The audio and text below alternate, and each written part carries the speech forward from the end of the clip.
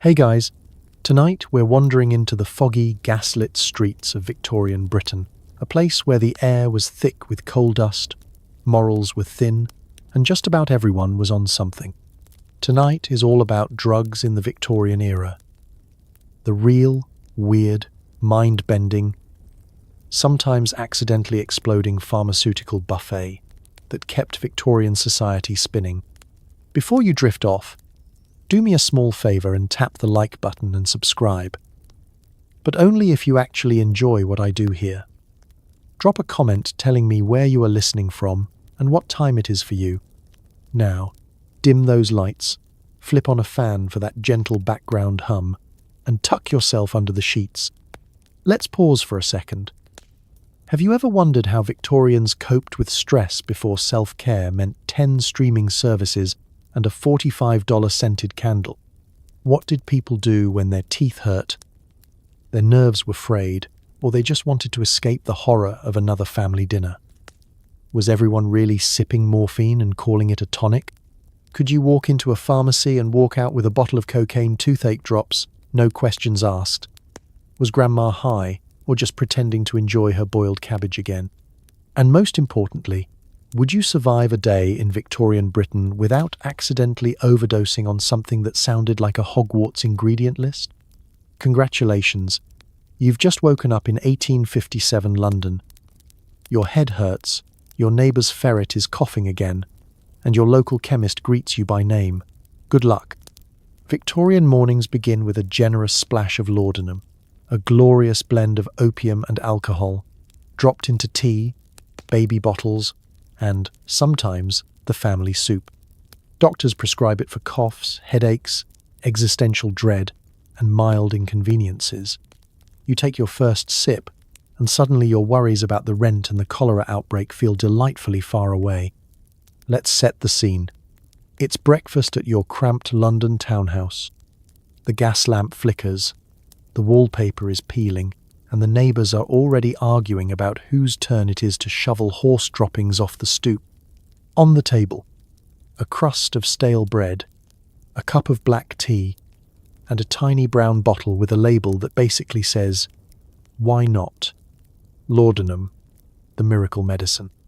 It's 10% opium, 90% Victorian optimism, and it tastes like regret soaked in sherry. You reach for it without thinking, the way you'd reach for coffee today. Only this is coffee that would make you forget you're even late for work. A few drops in your tea, and the world blurs at the edges. Your screaming toddler? Blissfully snoozing thanks to a few drops slipped into his milk. The cat's yowling? Laudanum probably works on animals too. But you're not quite ready to share your secret stash with Whiskers just yet. Victorian doctors love laudanum. They prescribe it for nearly everything: toothaches, insomnia, menstrual cramps, wounded pride, female troubles, boredom, and of course, the infamous nervous complaint. Your neighbour, Mrs. Parker, swears it helped her bunions. Your uncle used it for gout. Your Aunt Edna takes it for delicate nerves, which as far as you can tell means she's tired of living with Uncle Alfred. Even your local poet claims laudanum is the secret to writing 5 sad sonnets before breakfast. But laudanum is more than just a quick fix, it's a lifestyle. You find yourself calculating how many errands you can run before it wears off. The answer? None. But you try anyway.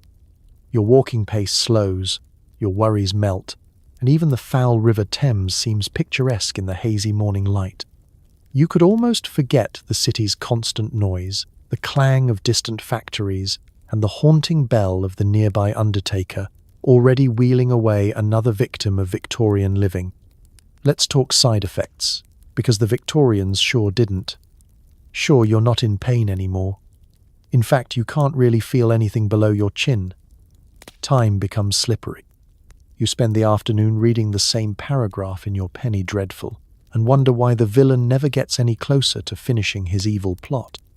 Later, you decide to get some fresh air, only to realize you've been staring out the same window for 3 hours, hypnotized by a pigeon with commitment issues.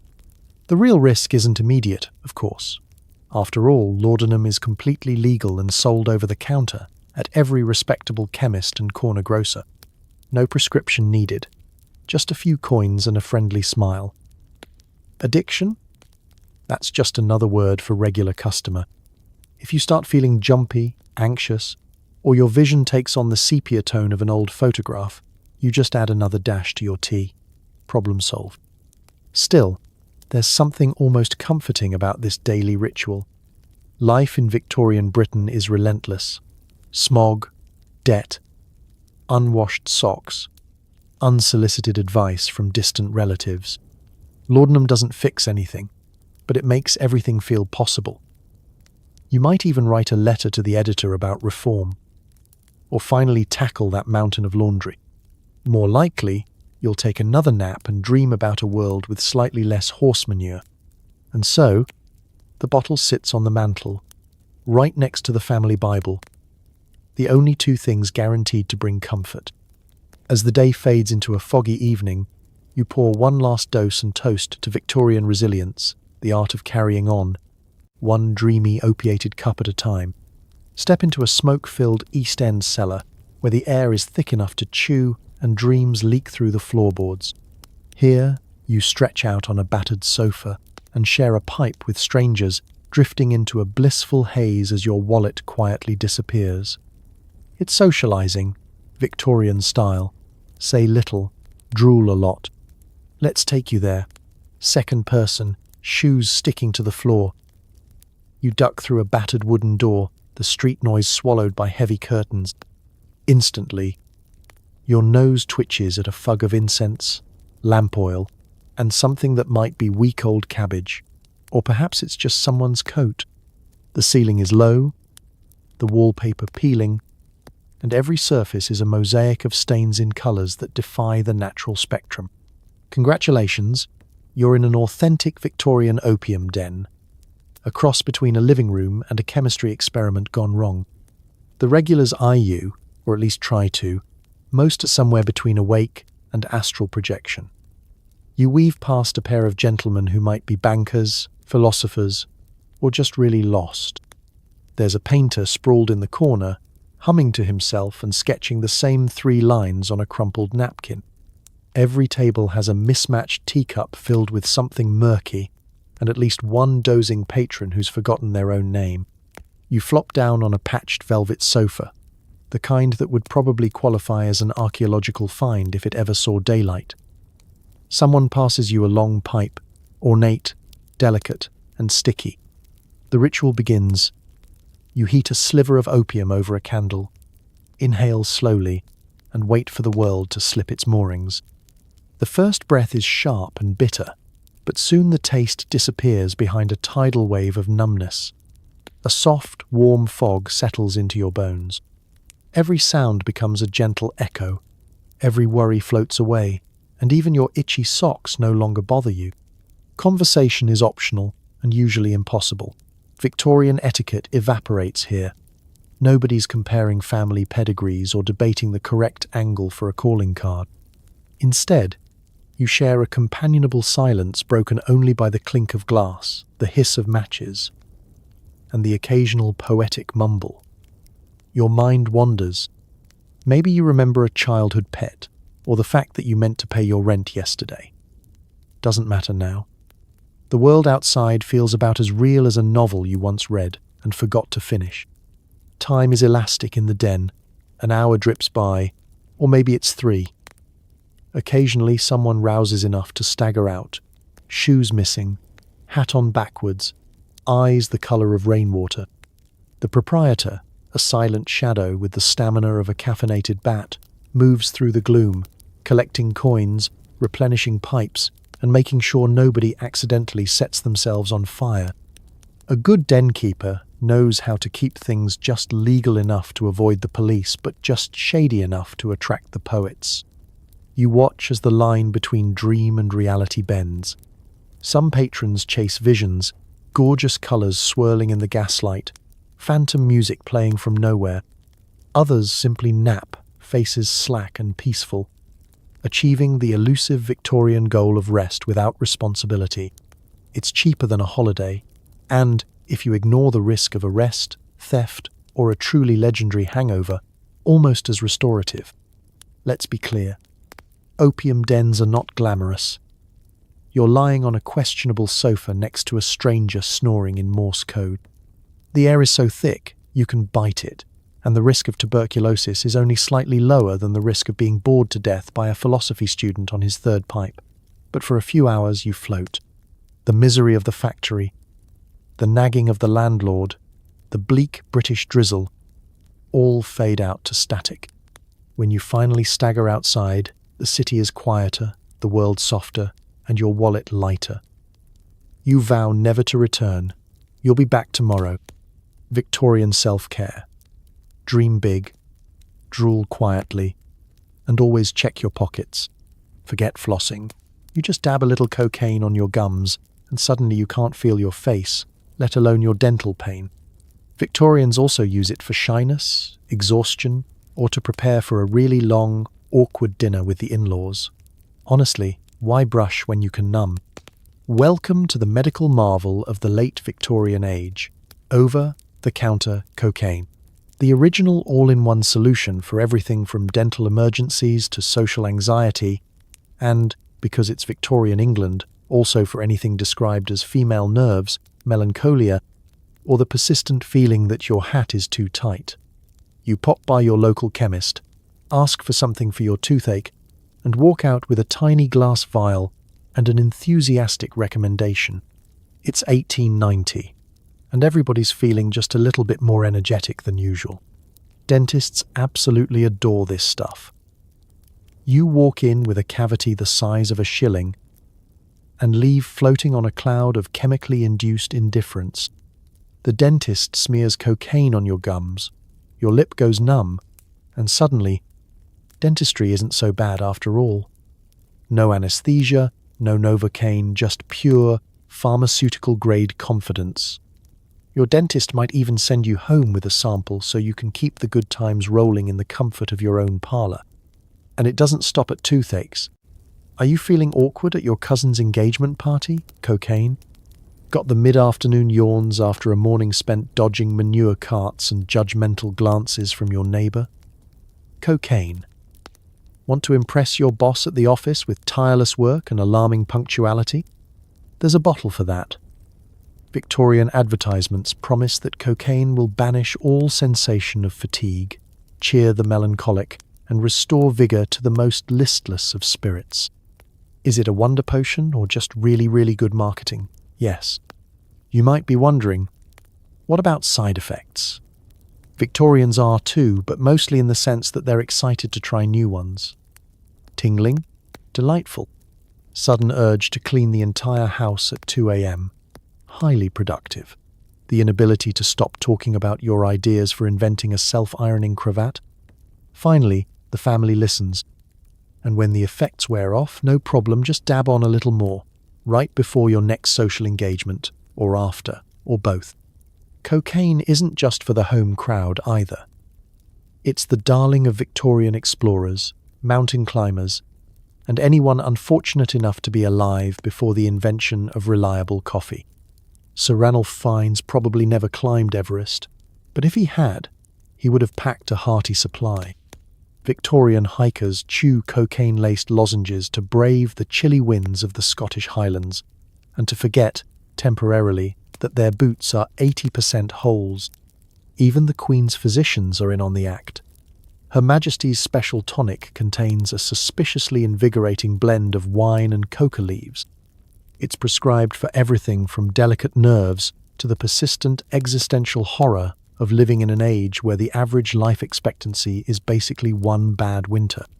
You take a sip, and suddenly it's much easier to ignore the coal smoke, the rats in the walls, and the fact that the family dog is still using the sitting room rug as his personal bathroom.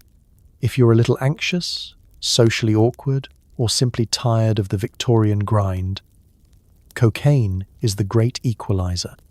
No longer must you suffer in silence through small talk or contemplate running away from your own dinner party.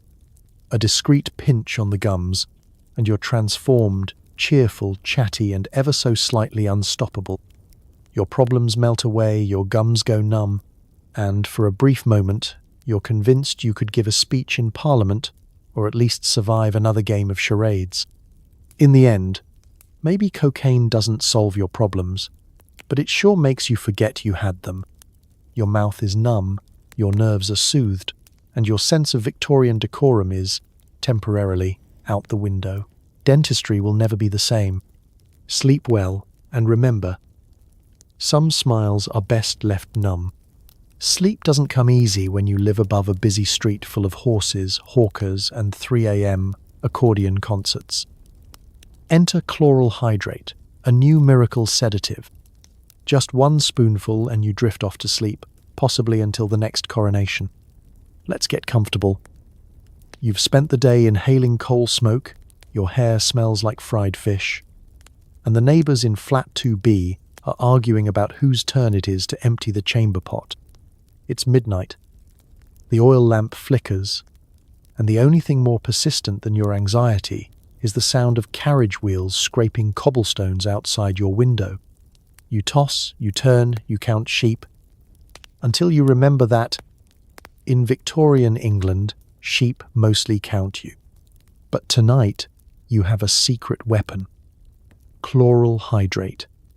Bottled hope, fresh from the apothecary. The label reads for sleeplessness, nerves, and general agitation, which, if you're honest, is your entire personality after sunset. You pour a spoonful into a glass, swirl it with whatever's left of the sherry, and offer a silent thanks to the enterprising chemist who decided the human brain could be fixed with a clever molecule and a strong enough placebo effect. The taste is, well, chemical, slightly sweet, faintly medicinal, like drinking the ghost of a cough syrup that's seen too much. But the effect is pure magic. In a few minutes, your eyelids grow heavy. The relentless tick-tock of the mantel clock slows to a gentle lull, and even the persistent smell of boiled cabbage from downstairs can't keep you awake. The city's noise blurs into a distant, soothing hum. The horses fade to a memory, the accordion mutates into a lullaby, and even the upstairs neighbour, who seems to take up midnight furniture rearranging as a competitive sport, becomes nothing but a shadow in a dream. Victorian doctors are thrilled with chloral hydrate. It's the first truly reliable sedative, a sleep aid without the poetic messiness of Lordinum or the criminal undertones of opium dens. Chloral hydrate is modern, respectable, and not at all the sort of thing that might cause you to wake up in a different century. Prescribed for nervous disorders, insomnia, and, occasionally, for simply being too alive, it quickly finds a home on every bedside table from Mayfair mansions to soot-stained boarding houses. Everyone has a story. Your friend Margaret takes it so she can sleep through her husband's enthusiastic snoring. Your brother-in-law uses it before big meetings with his boss, claiming that the secret to confidence is 8 uninterrupted hours of chemically assisted slumber. Even the family dog gets a taste, just a little, mixed into his gravy, to stop him from howling at the full moon and the constable's hat. Let's talk side effects. Yes, you wake up groggy. Sometimes you can't quite remember what you dreamt, or if you actually dreamt at all. There's a faint sense that your brain has been wrapped in a velvet blanket, soft, but also slightly suffocating. Some mornings you linger in a pleasant fog, not quite sure if you're awake, asleep, or just existing in a third state reserved for Victorians and overtired modern commuters. But really, who's complaining? The ability to sleep through an entire parade, 3 domestic arguments, and a surprise visit from your aunt, who loves nothing more than 5 a.m. Storytelling is a blessing you don't take lightly. Besides, if you oversleep and miss work, you can always blame the fog, or the cat, or Victorian medicine in general. Chloral hydrate is not just a drug, it's a declaration. I will sleep, and nothing, certainly not the racket outside, nor the existential terror of industrial Britain, will stop me. If you drift off and miss the next royal wedding, well, it's probably for the best. So, one last yawn, one last spoonful. Sleep tight, insomniac. History is full of restless nights. But tonight, you're not one of them. Teething pains, Restless baby? Just give the child a few drops of Mrs. Winslow's soothing syrup, an over-the-counter concoction loaded with morphine. Victorian parents swear by it. Victorian children don't, because they're asleep. Let's picture it. Your household is a tornado of cranky toddlers, creaking floorboards, and the distant sound of a neighbor's cat expressing its opinions on moonlight. You've tried everything.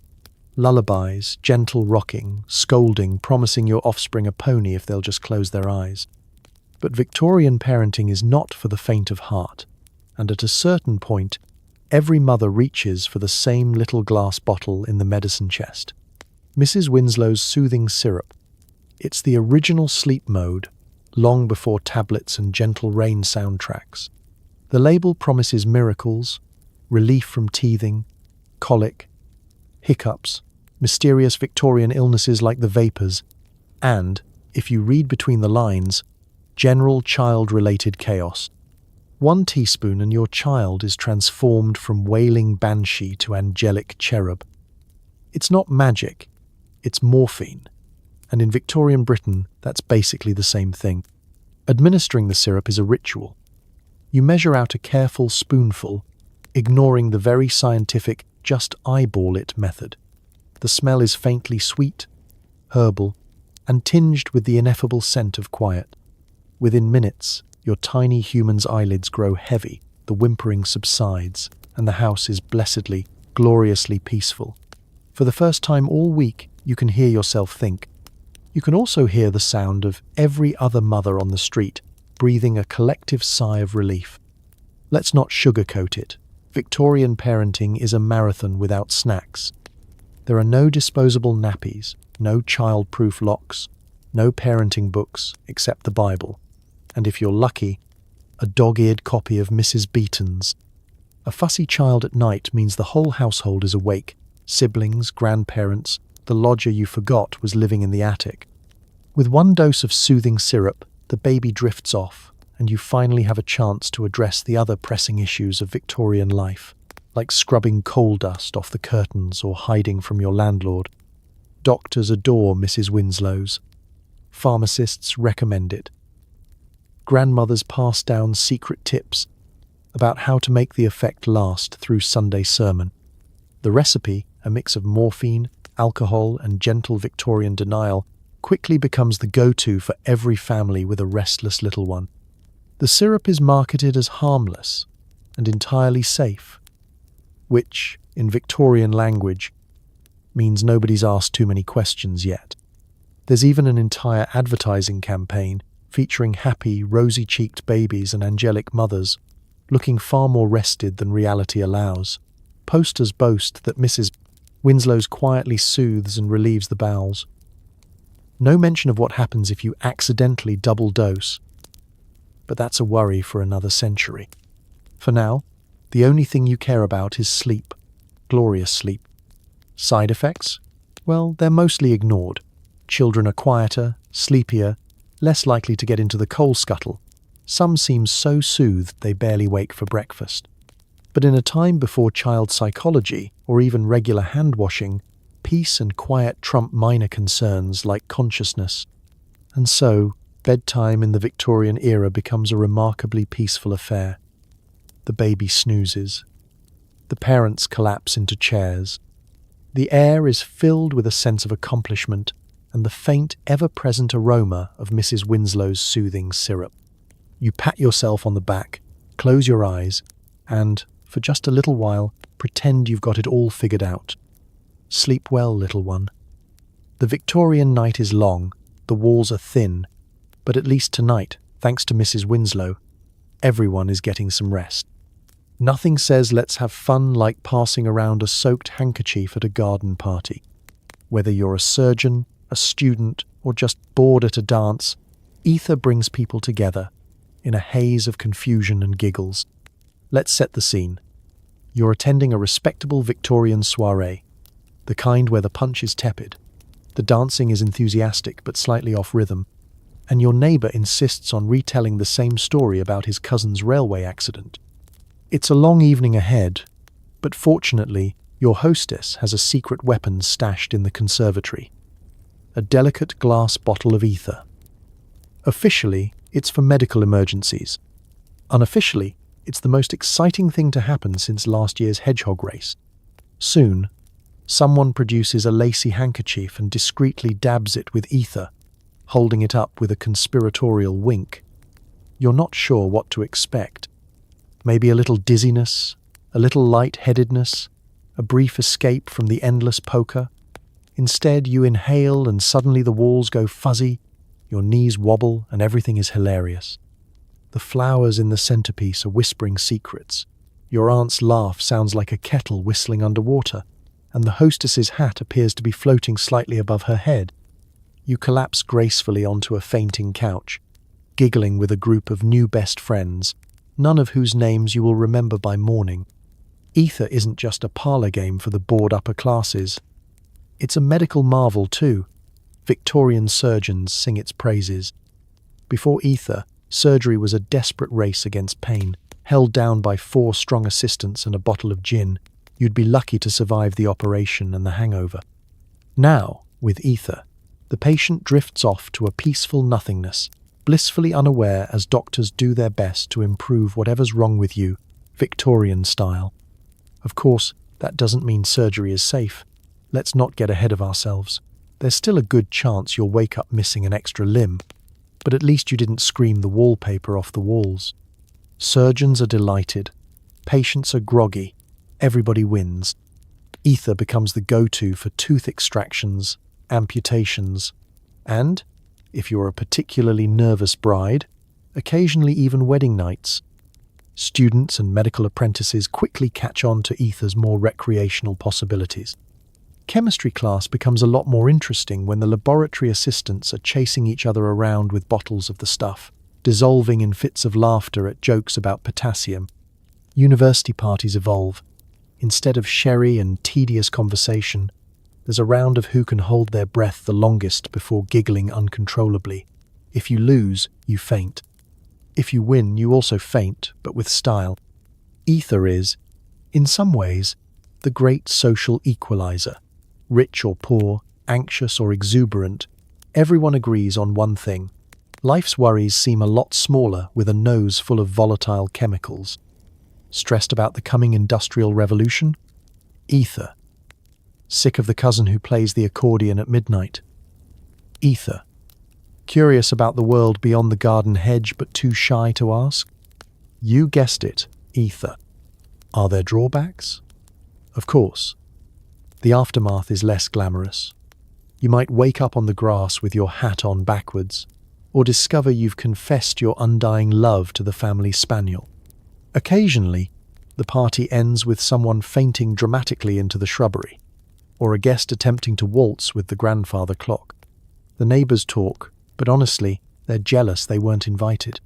But for a brief, intoxicating spell, ether turns the humdrum Victorian evening into something approaching joy.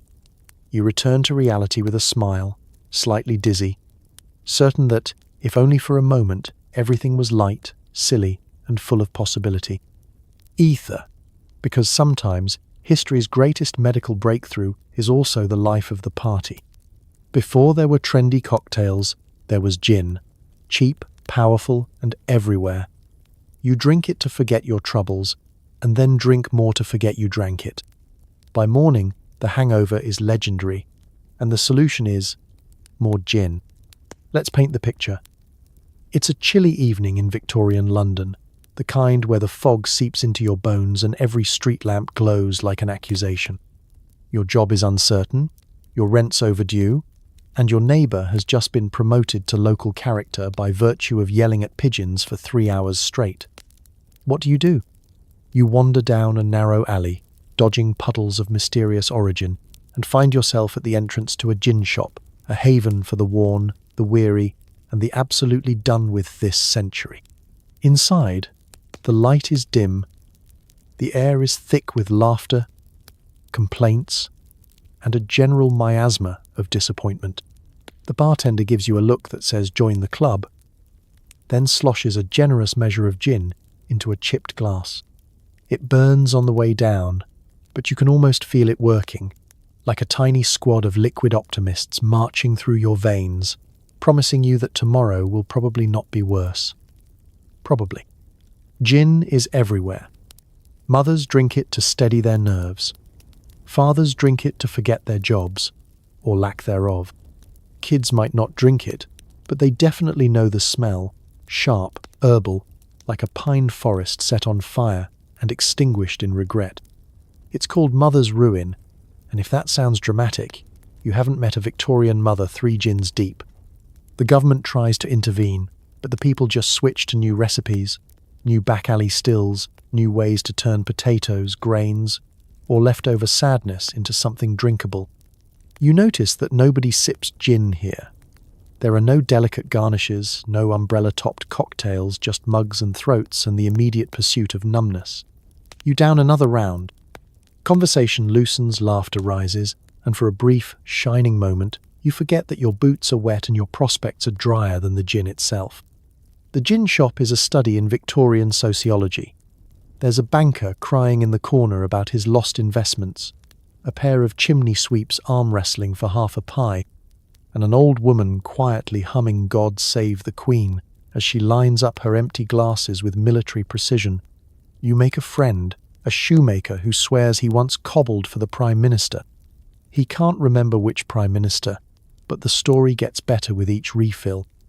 Of course, the real problem is the morning after.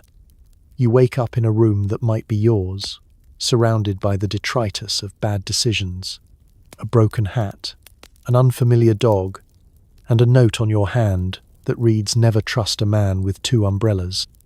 Your head feels like a construction site, your mouth like a gravel pit, and your stomach is auditioning for a role in a Greek tragedy. The Victorian solution? More gin. The hair of the dog is less a metaphor, more a way of life. You stumble back to the shop, clutching your head, and order another round. The cycle continues, unbroken, until either payday or a sudden burst of moral reform. Occasionally, you vow to stop. Sometimes you even succeed, for an hour or 2. Still, there's something honest about it.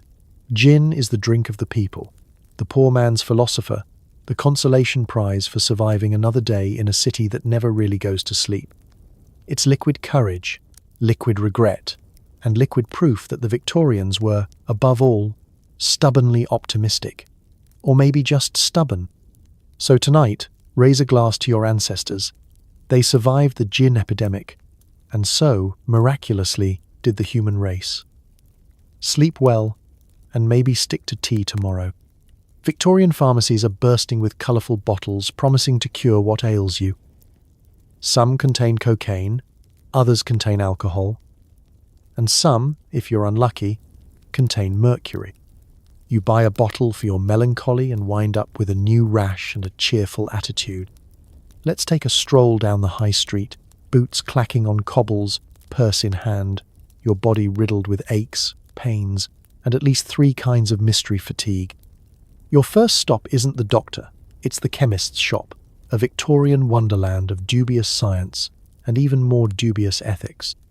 Shelves are lined with patent medicines in every hue, gleaming in the gaslight, labels screaming promises like "invigorates the liver" or "restores lost manliness."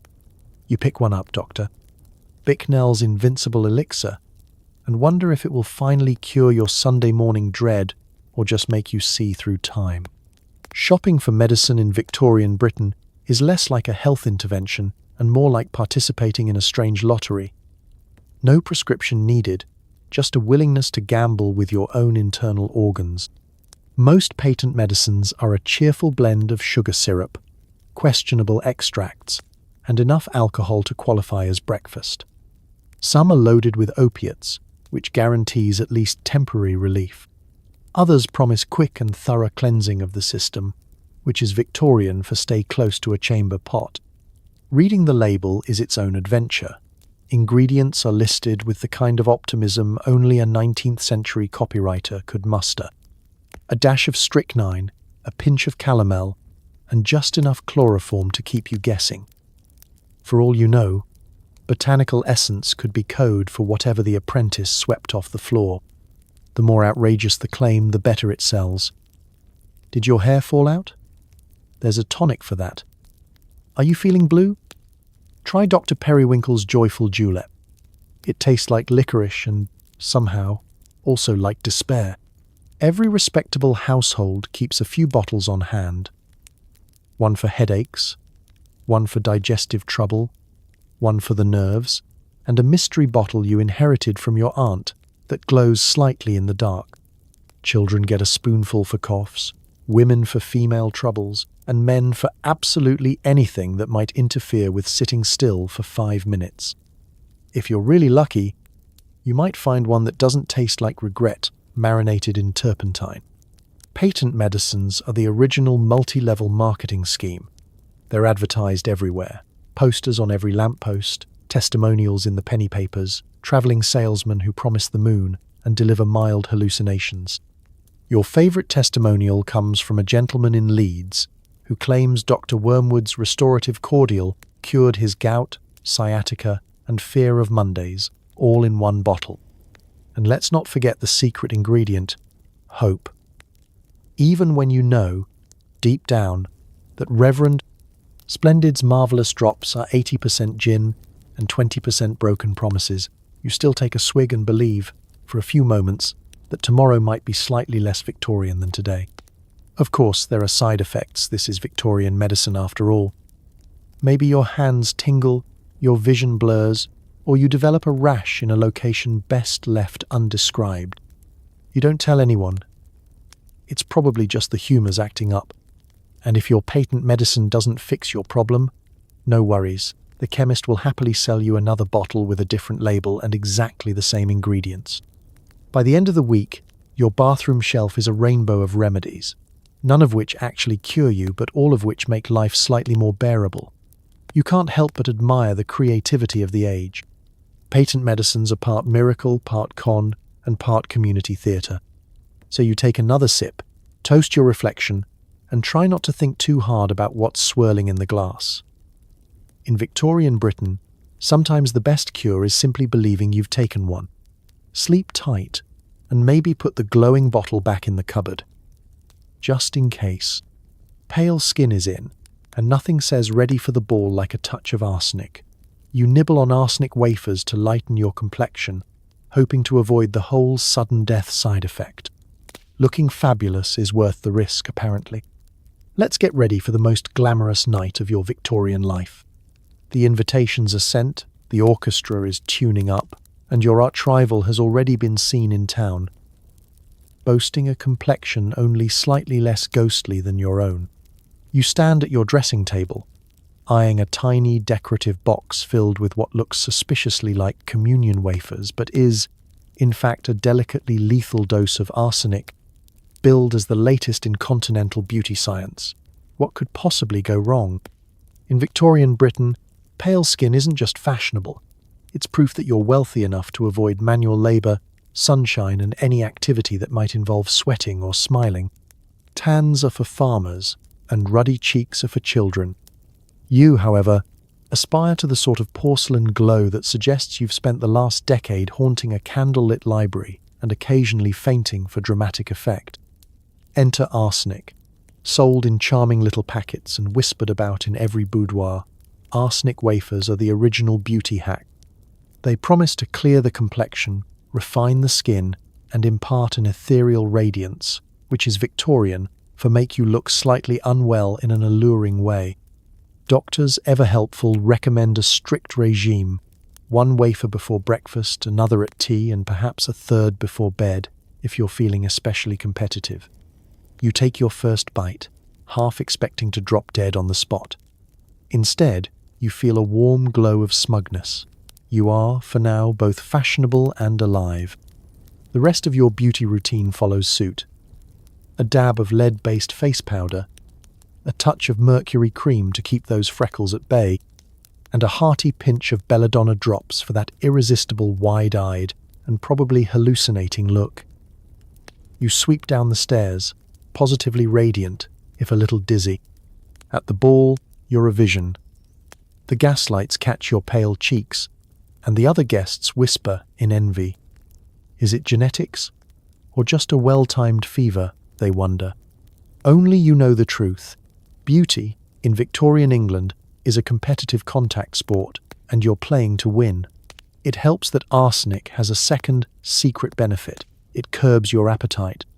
No one's sure if this is a desirable side effect or a sign to call the doctor, but in an era of tight corsets and endless etiquette, skipping supper is almost a relief. Let's be honest. Nobody talks about the risks.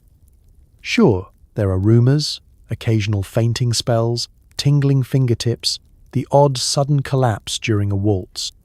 Some claim that the local undertaker can spot an arsenic enthusiast by the telltale greenish hue that eventually creeps into the complexion.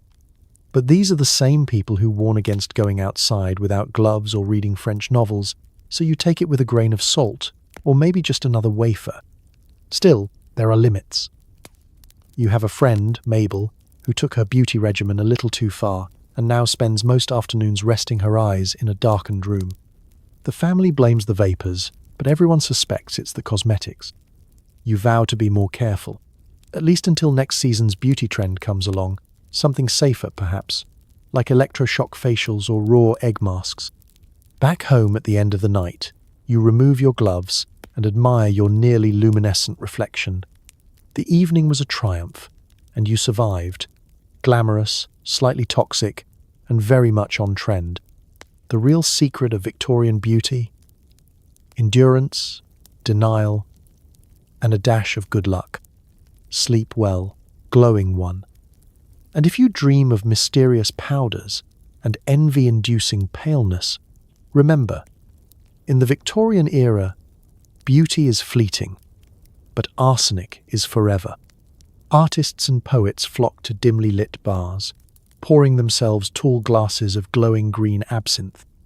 You swirl in the sugar cube, stare into space, and wait for the hallucinations, inspiration, or both. Who needs sleep when you've got dreams in a bottle? It's late evening in Victorian London, or maybe Paris, because everything is a little foggier, stranger, and more dramatic tonight.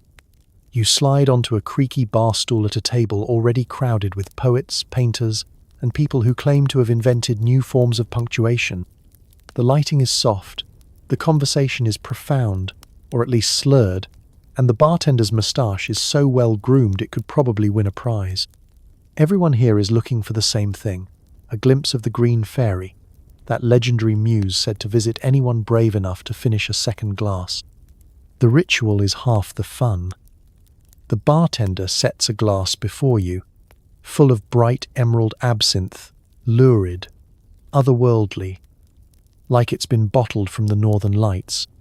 He balances a slotted spoon on the rim, places a rough cube of sugar atop it, and pours a slow trickle of ice-cold water over everything. The liquid clouds, swirling into an opalescent mist. The poets at your table sigh appreciatively, as if the transformation is proof that beauty can be distilled, sweetened, and slightly alcoholic. You take your first sip and brace for the magic. Absinthe tastes like licorice, herbs, and the kind of forest you suspect might be haunted. There's a sharp, medicinal bite, followed by a strange warmth, a feeling like your soul has loosened its collar. The green fairy works quickly. Maybe you're inspired to write a tragic sonnet, or perhaps you simply become very interested in the patterns on your napkin. Around you, conversation drifts between wild inspiration and even wilder delusion. The artist beside you sketches frantically on a napkin, convinced he's capturing the very essence of time. The poet on your left is arguing with an empty chair about the meaning of existence. Someone in the corner begins to recite Ode to a Greengrocer for the 4th time this week. The bartender barely blinks. He's seen it all before. Absinthe has a reputation, and the Victorians love a good scandal. It's rumoured to unlock creativity, dissolve the boundaries between the ordinary and the sublime, and, with enough glasses, encourage you to paint your own shoes. Medical authorities warn of hallucinations, madness, and sudden urges to wear velvet capes. Some even claim the green fairy will whisper secrets in your ear, secrets that make sense until you sober up. It's not all wild visions and poetic rapture. For many, absinthe is simply a cheaper, stronger way to dull the misery of another long night in a city that rarely sleeps. The streets outside are cold, the boarding house is colder, and your prospects are as thin as your last crust of bread. At least in here, with the absinthe glass glowing softly, you feel connected to something larger than yourself. A grand tradition of questionable decisions made by people with excellent hair. Eventually, the line between inspiration and inebriation blurs. Maybe you see a flash of green out of the corner of your eye. Or maybe you just forgot to blink. The world feels a little less heavy, the shadows a little softer. Who cares if your muse is a hallucination? At least she's on time.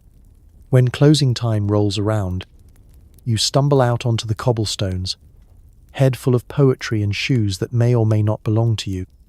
The air is cool, the night is full of possibilities, and the green fairy, elusive as ever, lingers just out of sight. Absinthe, because sometimes the best ideas come from the strangest places, and sometimes it's just nice to believe in a little magic, even if it's bottled. Sleep well, and may your dreams be as vivid as a Victorian's after 3 glasses. Your local pharmacist recommends a little cannabis for cramps, coughs, or creative blocks. It's considered highly respectable, as long as you don't mention it at church.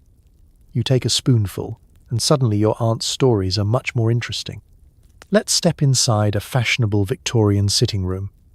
The wallpaper is floral, the clock is ticking, and you're seated in a creaky armchair, bracing yourself for another evening of family conversation. Aunt Prudence is waxing poetic about her trip to the seaside in 1862 again. You've tried tea, you've tried polite coughing, you've even tried staring meaningfully at the window, as if expecting a passing parade. Nothing works. But then, you remember, tucked away in your waistcoat pocket is a tiny bottle from the chemist. The label reads, "Cannabis indica tincture. For all that ails thee." This is not some shadowy street transaction. No, this is the height of medical sophistication. Victorian doctors prescribe cannabis tincture for everything from the nerves to gout, from muscle spasms to that most mysterious of ailments, female hysteria. It's a cure-all sold right beside the arsenic wafers and laudanum, with endorsements from doctors who have never actually tried it, but who enjoy the sound of the word tincture. The instructions are simple. 1 spoonful, neat or in tea. Repeat as needed until you feel either relief or an overwhelming desire to listen to your uncle's entire coin collection story without interruption. The taste is earthy, herbal, with a trace of something spicy, like if you brewed a pot of chamomile in the back garden and then forgot about it for a week.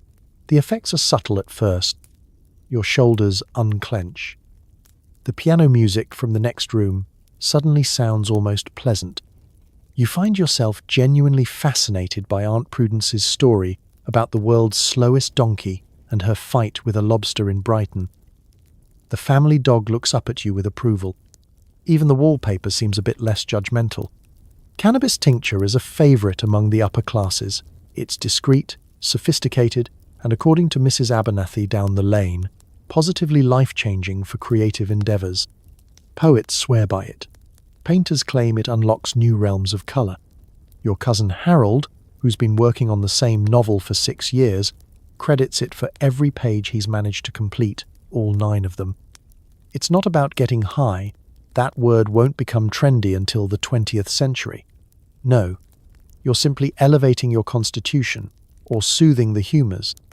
And if anyone asks why you're giggling at your own reflection in the spoon, you blame the draft. The best part? No social stigma, as long as you keep things subtle. It's not uncommon to see a lady reach for her tincture bottle after a difficult game of whist, or a gentleman take a dash before attempting a new moustache style. Even Queen Victoria's own physician writes enthusiastically about its benefits for menstrual cramps, which is Victorian code for "let's never speak of this again." Of course, there are limits. Too much tincture, and you may find yourself rearranging the antimacassars for an hour, convinced that symmetry is the secret to true happiness. You might wander into the garden, and forget why you went there, only to return with a daisy chain and a renewed sense of peace about Aunt Prudence's stories. The family cat becomes an object of endless philosophical fascination. Was she always this wise? Should you ask her about the meaning of life? As the evening winds down, you realize you've survived family hour with your sanity intact, and maybe even enjoyed it. The shadows are softer, the laughter more genuine, and you feel, for once, at home in your own skin. You slip the tincture bottle back into your pocket, grateful for this little taste of Victorian wellness. So tonight, as you drift off, remember, sometimes the most respectable tonic is the one that lets you finally enjoy the little things. Like a quiet house, a boring story, or the purr of a philosophical cat. Sleep well, and may your dreams be as soothing as the finest cannabis tincture shared over a cup of tea and a wink from the green fairy herself. Recommended for everything from nervous exhaustion to muscle cramps, strychnine is basically Victorian Red Bull, with just a pinch of fatality. One sip too many, and your bad day turns into a full-on death scene, but at least you're awake. Let's set the mood. It's late afternoon, and you're suffering from what the Victorians call the vapours, a fancy way of saying you're tired, your nerves are frayed, and you suspect your blood is several degrees out of balance. Your friend's advice? March down to the chemist and ask for the most electrifying tonic on the shelf. The pharmacist, with a cheerful disregard for mortality, presents you with a stylish green bottle labelled Strychnine Elixir. Invigorate body, mind, and spirit. Next to it is a skull and crossbones, but that's mostly for decoration. Strychnine, for the uninitiated, is derived from the seeds of the Nux vomica tree, a name that sounds like a Harry Potter spell and is about as safe as one, too. In small doses, the Victorians swear it's invigorating. Doctors tout it as a stimulant for the heart, a cure for fatigue, and a magical solution for anything that might require a little extra pep. Got a case of the Mondays? Strychnine. Trouble finishing your weekly letter to mother? Strychnine. A looming feeling that you're starring in a Dickens novel and the author hates you personally? Strychnine. The recommended dose is, of course, just a drop. You mix it with water, or maybe wine if you're feeling adventurous, and raise a glass to Victorian ingenuity. The taste is bitter, metallic, and ever so slightly alarming. You immediately feel your pulse quicken and your eyelids snap open. Congratulations, you are now functioning at the Victorian equivalent of turbo mode. The city's smog seems a little less grey, your neighbour's violin practice a bit more tolerable. You might even try writing poetry or walking briskly around the park, though perhaps not at the same time. Victorian athletes love strychnine. Before the Olympics became a festival of Gatorade and sponsorships, marathon runners would take strychnine tonics mid-race, convinced it would keep them upright through the final, painful miles. Performance enhancing doesn't even begin to cover it. It's not uncommon to see a determined young man collapse spectacularly at the finish line, twitching with energy and a clear sense that he's given it his all. The doctor's solution? More strychnine, sometimes with a splash of brandy for good measure. Strychnine's reputation, however, is a double-edged sword. While it's celebrated in advertisements, brightens the eyes, lifts the spirit, revives the corpse. It's also a favourite plot device in every Victorian mystery novel. A drop in the wrong teacup and suddenly you're not invigorated. You're starring in the most dramatic dinner party exit of the year. No upper-class family gathering is complete without a whispered rumour about someone's second cousin being done in by strychnine just because he criticised the blancmange. Of course, nobody dwells on the risk. In an age where most medicines have more side effects than benefits, strychnine just fits right in. You accept that a little danger makes life interesting. Your friends compare dosages at tea, boasting about their fortitude and how they only had to lie down twice last week. Besides, if you feel the tiniest hint of a cramp, you're encouraged to chase it with a dose of Lordinum, because nothing says health like mixing your poisons and hoping for the best. In the end, you survive the day. Your muscles feel oddly limber, your heart is racing, and your sense of adventure is at an all-time high. The world seems sharper, brighter, and, if you don't think about it too hard, almost safe. So you tuck the bottle away, vowing to only use it for emergencies, like Mondays, mother-in-law visits, or surprise audits. In Victorian Britain, strychnine is a tonic, a thrill, and an ongoing murder mystery. Just another day at the chemist. Sleep tight, and maybe check your teacup in the morning.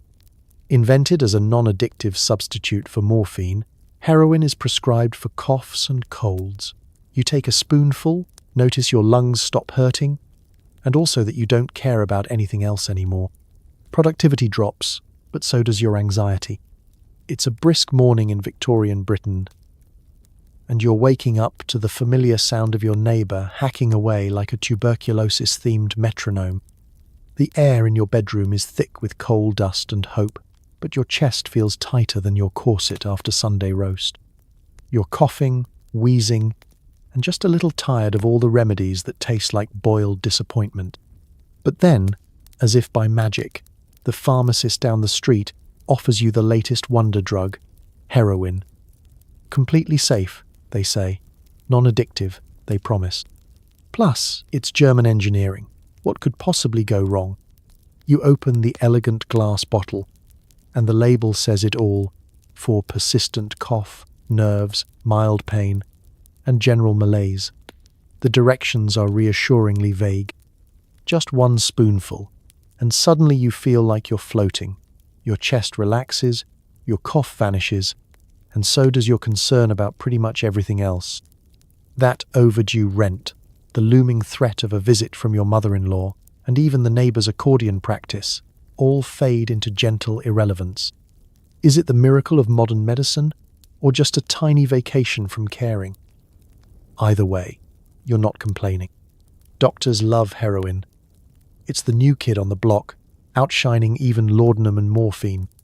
Unlike its bitter, occasionally problematic cousin morphine, heroin arrives with a glowing reputation for being gentler, safer, and practically without side effects.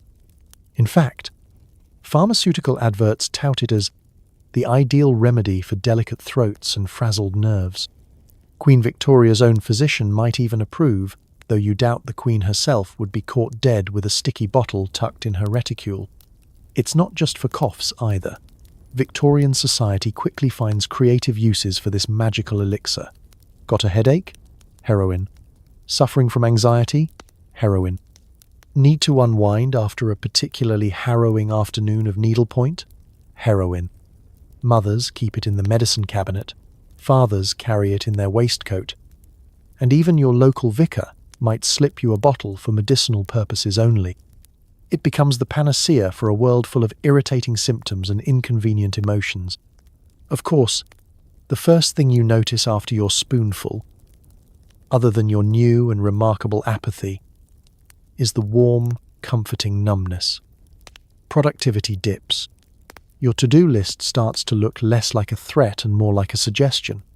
You'll get around to dusting the sitting room eventually. Maybe. Or perhaps you'll just sit by the fire and stare at the wallpaper, which, now that you really look at it, has a pleasingly hypnotic pattern. The entire world slows down. Your breathing is easy, and even the neighbour's endless monologue about his coin collection becomes strangely fascinating. You are, in every sense, chilling. Heroin isn't just a solo activity. Pharmaceutical companies rush to market every form imaginable. Lozenges, syrups, cough drops, even heroin. Laced throat pastilles for children. Advertisements feature angelic children, robust mustachioed gentlemen, and mothers with perfect hair, all smiling dreamily into the distance. Nobody mentions dependence, but everyone mentions how rested and calm they feel. Inevitably, the cracks begin to show. Friends forget to return borrowed umbrellas. Neighbours are caught napping at inconvenient times. There's an uptick in people sitting motionless on park benches, gazing at pigeons with what can only be described as philosophical detachment. But as long as the cough is gone, Who really cares? The city breathes a little easier, even if its population is doing less breathing overall. As the day ends, you tuck your bottle of heroin back into the medicine chest, right next to the arsenic wafers and the laudanum tincture. Another medical marvel, another quiet evening, another round of let's not mention this to the doctor. Sleep deeply, knowing that, for tonight at least, history has given you the gift of peaceful lungs and even more peaceful indifference. A sore throat is no excuse to suffer. Victorian cough drops are delicious, effective, and contain enough opium to put a buffalo to sleep. You pop one in your mouth, and suddenly your entire afternoon melts into a warm puddle of contentment. It's cold and damp outside as always. You're bundled in 3 layers of wool, yet your throat still feels like you swallowed a handful of sandpaper and washed it down with Victorian river water. Your nose is running, your head is pounding, and your mood is somewhere between slightly irritable and ready to punch the next person who mentions the weather. But wait, there's hope on the horizon. You rummage through your coat pocket and retrieve a little tin labelled Dr. Fothergill's Soothing Cough Drops. Guaranteed relief, pleasant taste, and absolutely no unpleasant surprises. You slide a candy into your mouth and immediately feel a sweet floral burst, part honey, part anise, and part something mysterious that tingles all the way down your throat. The secret, of course, is opium. These aren't your modern sugar-free menthol lozenges. Victorian cough drops are pharmaceutical-grade chill pills, wrapped in a sugar shell and designed to take the edge off life, one soothing, slightly stupefying dose at a time. Children love them. Why wouldn't they? Victorian sweets are generally made of boiled disappointment and dreams, so an opium-laced cough drop is basically a golden ticket to Naptown. Schoolmasters notice an entire classroom goes suspiciously quiet after recess. Parents congratulate themselves on their cleverness, as siblings who were once at each other's throats now sit serenely, gazing at dust motes, as if they're pondering the nature of the universe. If you're a child, you don't question it. You just savor the sweet haze and wonder why math suddenly seems less urgent. Adults are no less devoted. Your mother keeps a stash for special occasions, meaning any occasion when someone under the roof is coughing, sneezing, or, let's be honest, speaking out of turn. Fathers slip one before braving the morning commute or a lecture on fiscal responsibility from their boss.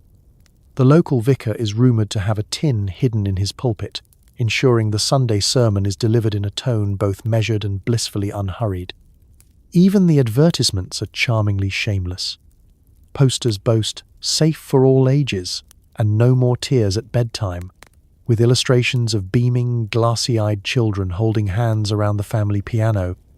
No one seems concerned that their temporary relief might become a lifelong habit.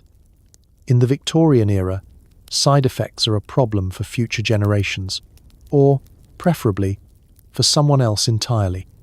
Let's not overlook the real magic. These cough drops actually work. The tickle in your throat vanishes, the headache fades. The existential dread that comes from realizing you have to cross 3 muddy streets and a suspicious puddle just to buy a cabbage, gone. Life's edges blur. Your boss's droning voice becomes soft background music. The entire city feels warmer, cozier, just a little bit dreamlike. Of course, moderation is key, a lesson the Victorians rarely heed. Take a few too many, and you might find yourself nodding off at your desk, or staring at a street lamp for half an hour, convinced it's trying to tell you something profound.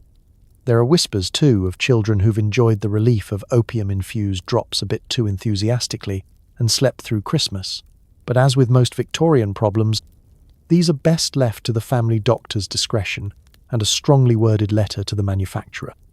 Still, it's hard to argue with results. In a world where every cough could be a sign of something dreadful, and every winter brings a new round of illnesses, a soothing, numbing cough drop is the closest thing most Victorians get to comfort. You slip another into your mouth, savour the gentle calm, and let yourself drift through the rest of the afternoon, undisturbed and utterly content. Sleep well, and remember, in Victorian Britain, even a sore throat is an opportunity to bliss out. Just maybe don't share with the dog. If you're feeling sluggish, achy, or alive, someone will hand you a tonic. Brandy for breakfast, port for lunch, whiskey at bedtime. It's all medicinal, your doctor insists, and who are you to argue with science? Let's imagine your day begins not with a cup of tea, but with a generous pour of restorative brandy.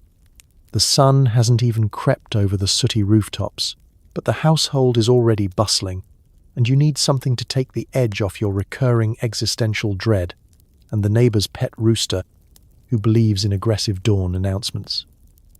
To Victorian answer? A splash of something amber and warming, strictly for your health, of course.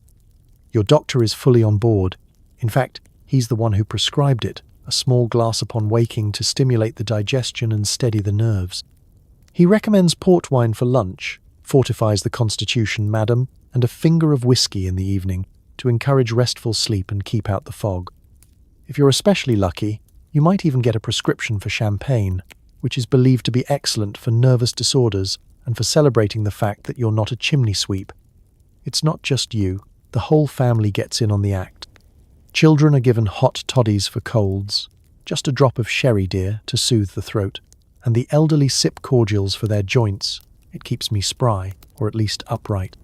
Aunt Beatrice, whose only medical condition seems to be a fondness for gossip, swears by her luncheon claret, and Grandpa claims that his daily rum ration is the sole reason he's outlived 3 doctors and a particularly persistent goat. Victorian medicine has an explanation for everything, and the answer is almost always alcohol. Feeling tired? You need a tonic. In your knees? Try some fortified wine. The vapors? Brandy. An attack of the nerves? A swift glass of port, followed by a brisk walk, and possibly another glass of port if the walk was too brisk. If the doctor doesn't know what's wrong with you, which is most of the time, he'll recommend a stimulating cordial poured generously with a look that says, "Let's not overthink this." Pharmacies are stocked with bottles of every size and description, their labels promising relief from gout, rheumatism, melancholy, and the modern malaise of simply being alive in the 19th century. Dr. Grimsby's vitalizing tonic rejuvenates, revives, and restores. Ingredients: herbs, spices, and, buried in fine print, a heroic quantity of gin. Every social event is lubricated with medicinal drinks. Sherry at funerals, brandy at weddings, and punch at everything in between. And of course there are side effects, not that anyone mentions them. You might feel slightly dizzy, inappropriately chatty, or develop a sudden urge to lecture strangers about the healing powers of Madeira. The world becomes softer, kinder, and your aches, worries, and memories of last week's bill from the coalman fade into a pleasant haze. If you overdo it, you can always blame the tonic.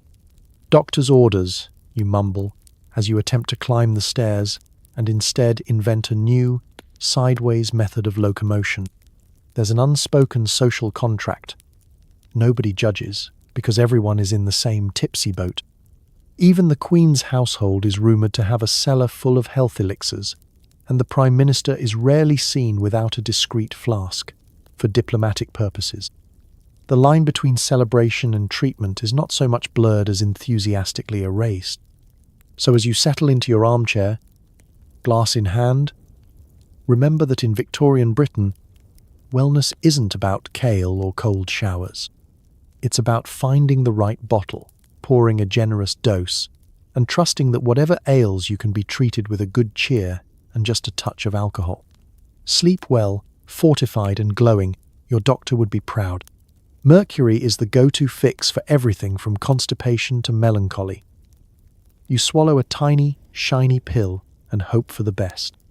Symptoms include relief, nausea, and the slow realization that you might be glowing for the wrong reasons.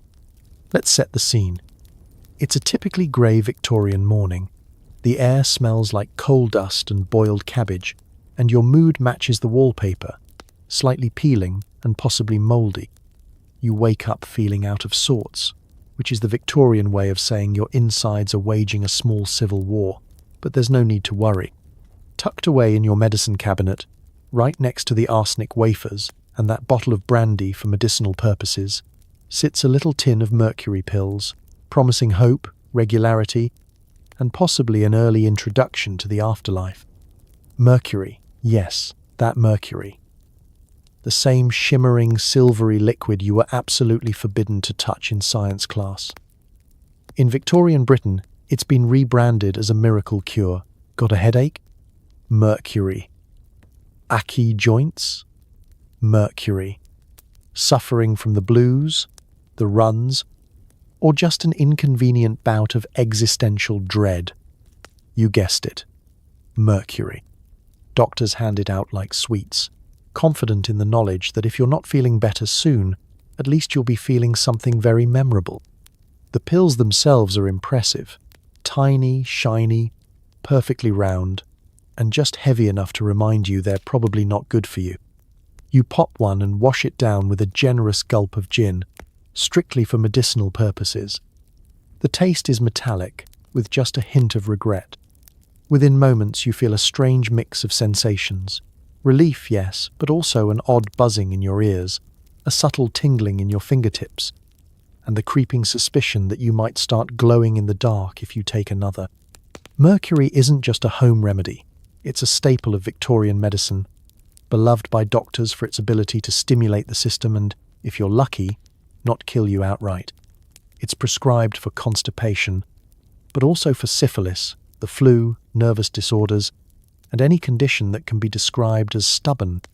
If your problem doesn't go away after a few mercury pills, your doctor shrugs and suggests you take more. After all, if the first dose didn't fix it, perhaps you just need to really commit. Side effects? They're legendary. There's the sweating, the trembling, the mysterious rashes, the tendency to occasionally lose track of your own name.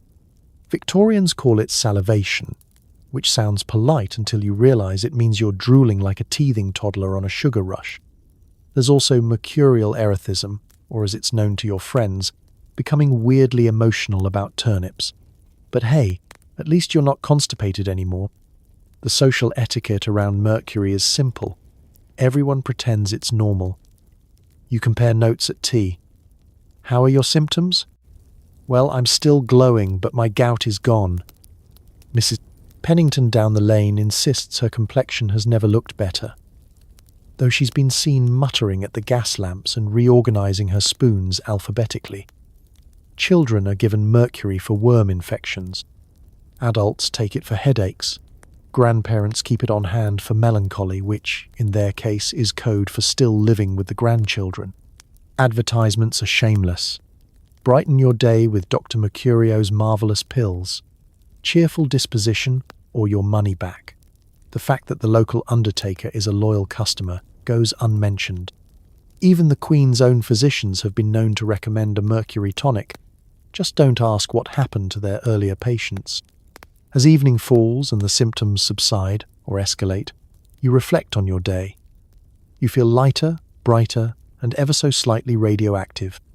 You survived another Victorian cure, and for now, that's enough. So, as you drift off, try not to worry about the side effects. In Victorian Britain, the line between remedy and risk is charmingly thin. Sleep tight, and may your dreams be mercury-free, or at least entertainingly shiny. You need a pick-me-up. Maybe it's a pinch of powdered tobacco. Maybe it's a hand-rolled cigarette. Maybe it's an ornate pipe. The point is, everyone's lungs are under attack, and nobody cares. You cough daintily and keep going. Let's take a stroll down a bustling Victorian street. Every lamplighter, banker, street urchin, and disgruntled poet is puffing away at something. It's not just the coal smoke turning the sky an odd shade of beige. It's also a collective fog of tobacco, courtesy of every man, woman, and increasingly precocious child. The air is less fresh and more nicely seasoned, a blend of Virginia leaf, curiosity, and the vague scent of rebellion. Smoking is less a vice and more a communal activity. There's an art to it. At a dinner party, gentlemen retreat to the smoking room to tell stories, smoke their meerschaum pipes, and compare the merits of Turkish versus Latakia tobacco. You, as an aspiring sophisticate, Produce your own engraved snuff box, a badge of taste and subtle disregard for nasal comfort. With a flourish you've practiced in the mirror, you offer your neighbor a pinch of snuff, and together you lean back, eyes watering, as a sneeze of biblical proportions overtakes you both. It's not a flaw, it's tradition. If you're not a snuff person, perhaps you favor cigarettes, hand-rolled, loosely packed, and delivered with the air of someone who might, at any moment, recite poetry. Cigarette smoking is all the rage among artists, intellectuals, and anyone who likes to pretend they're more French than they really are. You flick your ash into the fireplace and ponder life's great mysteries, like how the Victorians survived with no knowledge of lung cancer or air filtration. Pipes are for the patient. There's ritual in the packing, the lighting, the tamping, an entire hobby built around turning a few leaves into an hour of fragrant self-reflection. The scent drifts through the house, mingling with furniture polish and the faint odor of boiled onions. It's cozy, if you ignore the fact that the curtains have slowly turned from cream to yellow over the course of a year. Snuff, meanwhile, is the espresso shot of Victorian tobacco use. It's quick, portable, and leaves you with a faint tingle in your sinuses that says, "Congratulations, you're definitely awake now." The snuff box is a conversation starter, passed discreetly under the table at dinner parties and public lectures. Some claim snuff is good for clearing the mind, though more often it just leads to a round of synchronized sneezing and polite applause. Nobody worries much about health. Consumption is rampant, but it's usually blamed on drafts, bad humours, or a lack of robust Victorian morals. If your cough persists, you might switch to a milder blend, or just add a tot of whiskey and hope for the best. Even the advertisements are blissfully unconcerned, mild for the throat, stimulating for the mind. Recommended by generals, bishops, and 2 out of 3 street magicians. Women are catching on too, though smoking in public is still scandalous. You might sneak a cheroot behind the greenhouse, or take a secret puff at a literary salon. Nothing says modern woman quite like accidentally setting your bonnet ribbons on fire with a careless match. And so, you cough, you sneeze, you carry on. Victorian society keeps moving, powered by nicotine optimism and an absolute refusal to acknowledge any downside. By evening, you're ready to retire to your favourite armchair, pipe in hand, confident that you've participated fully in the grand, smoky ritual of your era. Sleep well, lungs bravely wheezing, as the smoke curls upward and your worries drift away. In Victorian Britain, everyone inhales, just not always common sense. Anxious? Overstimulated? Your physician recommends a bromide cocktail, soothing, numbing, and available at any pharmacy.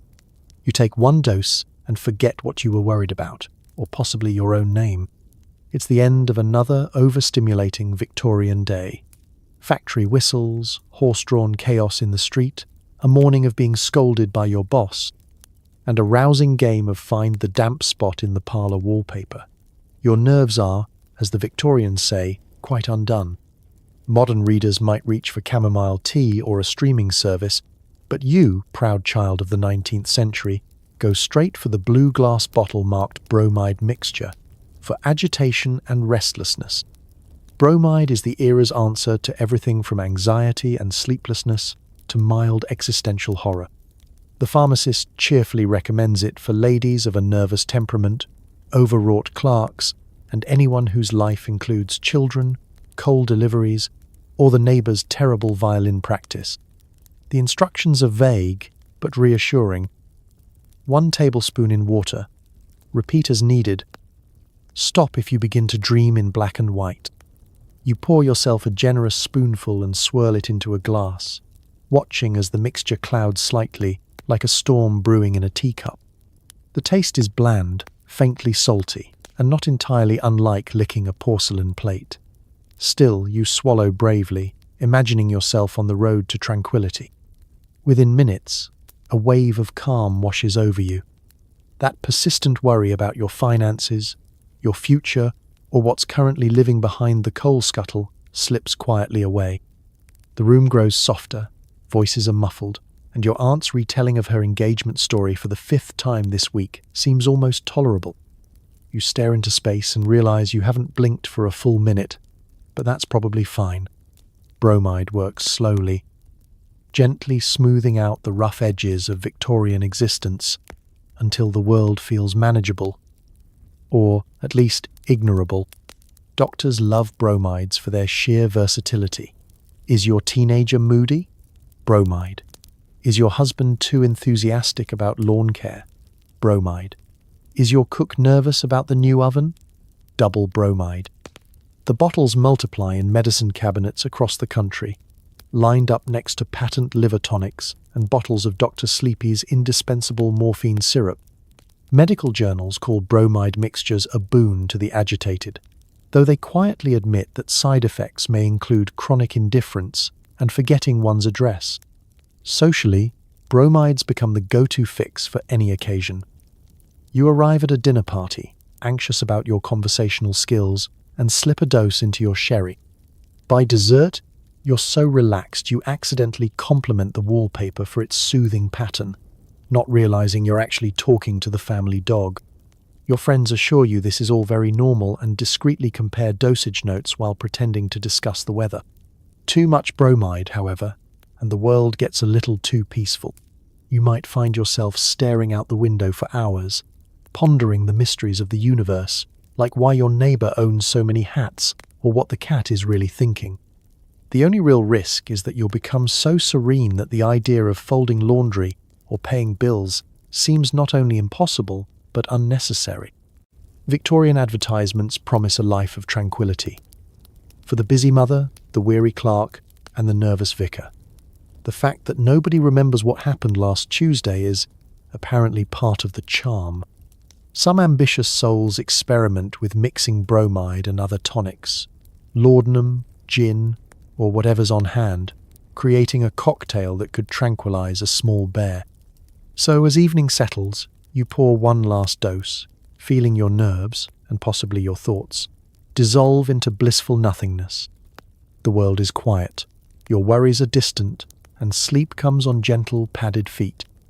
Rest easy, your nerves, like most things in Victorian Britain, are better off slightly numb. You've got work to do, lots of work. Why not sip a glass of Vin Mariani, the cocaine-infused wine adored by popes and presidents alike? One glass, and you're ready to conquer your inbox or, build a railway. It's the height of the Victorian age, and everyone has somewhere to be. Your to-do list is longer than the Thames, and you've only just finished dusting the mantelpiece when you remember you also need to invent the light bulb, write 3 letters, and solve the coal shortage. You sigh, pour yourself a modest glass of wine, except this is no ordinary table vintage. This is the legendary Vin Mariani, a robust Bordeaux enlivened with a healthy infusion of South American coca leaves, the same ones that fuel energetic llamas and, apparently, late-stage capitalism. The effect is immediate and profound. Within minutes, you're energized, optimistic, and utterly convinced you could run a small empire, or at least alphabetize every spice in the larder. The wine itself tastes rich, fruity, and only slightly suspicious. Your hands tingle, your mind buzzes, and you find yourself not only conquering your chores but doing them twice, just to be sure. Who knew dusting could be this exhilarating? It's not just you. Vin Mariani is a global sensation beloved by artists, authors, and anyone with an overwhelming number of obligations. The advertisements are shameless. Popes, presidents, and prime ministers all pictured lifting a glass, smiling serenely as if they've just remembered the meaning of life, or at least how to organize their sock drawers. Thomas Edison swears by it, claiming it helps him invent better and faster. You begin to suspect that half of the Victorian era's progress is really just a side effect of the world's most enthusiastic happy hour. Doctors love cocaine wine too. They prescribe it for anemia, neurasthenia, female fatigue, and a catch-all diagnosis known as overwork, which in Victorian England simply means being alive. Your own physician recommends a glass before breakfast to stimulate the constitution, and perhaps another at lunch, just to keep your productivity soaring. No one mentions the crash that comes later, or the slightly twitchy feeling in your left eyebrow. It's not just about work either. Social gatherings are transformed. The local book club is suddenly debating 4 novels at once. The parish council is organising charity balls, rebuilding the church steeple, and founding a new orphanage, all in the same afternoon. Your cousin Margaret finishes her wedding quilt in record time, then starts a second one for no reason. The family dog learns to fetch the morning paper, sort the mail, and probably run for local office, given another glass or two. Side effects? Let's just say moderation is not the Victorian strong suit. After a few days on the Mariani method, your sleep is a fond memory, your heart flutters in time with the telegraph, and you're seriously considering running a marathon, even though you haven't owned proper shoes in years. The come down is less a gentle landing and more a spectacular nosedive into exhaustion. You lie awake at 3 a.m., staring at the ceiling and wondering why you've alphabetized the coal scuttle and written a treatise on umbrella etiquette. But when you're in the zone, nothing feels impossible. Your house is spotless, your ledger balanced, your garden weeded, your novel nearly finished. You've never felt so productive, or so cheerfully oblivious to the risk that your teeth might soon be grinding in Morse code. Eventually, even the most enthusiastic Victorian has to put down the glass. You wipe the sweat from your brow, survey your many accomplishments, and resolve, maybe, to stick to ordinary claret tomorrow. So, as you settle in for the night, remember, in Victorian Britain, greatness sometimes comes from the most unlikely bottle. Sleep well, and dream of a world where every inbox is empty and every pope is just a little bit tipsy. Dentists love it, surgeons adore it. And if you're unlucky enough to faint in public, you might wake up to the gentle scent of chloroform on a hanky. Victorians use it for pain, sleep, and the occasional impromptu kidnapping. Let's set the scene. It's another bustling day in Victorian Britain and you're minding your own business when a toothache strikes with all the subtlety of a steam train. In a world without Novocaine, you head to the dentist, though dentist here means a man with steady hands, questionable hygiene, and a surprisingly upbeat attitude. The solution? Chloroform, the latest miracle in pain relief, and, if you're not careful, mild existential out-of-body experiences. The ritual is simple. You're asked to recline in the world's lumpiest chair while the dentist produces a crisp white handkerchief and a small brown bottle. He pours a few drops of clear liquid, gives you a look of grim encouragement, and presses the cloth over your nose and mouth. You inhale, feeling a cool, sweetish numbness drift up from your toes to your scalp. The world blurs, sounds grow distant, and suddenly, you're dreaming about winning the derby on a horse made entirely of marshmallows. Surgery, too, is transformed. Where once the operating theatre was a place of howling, writhing, and general Victorian melodrama, now it's oddly peaceful.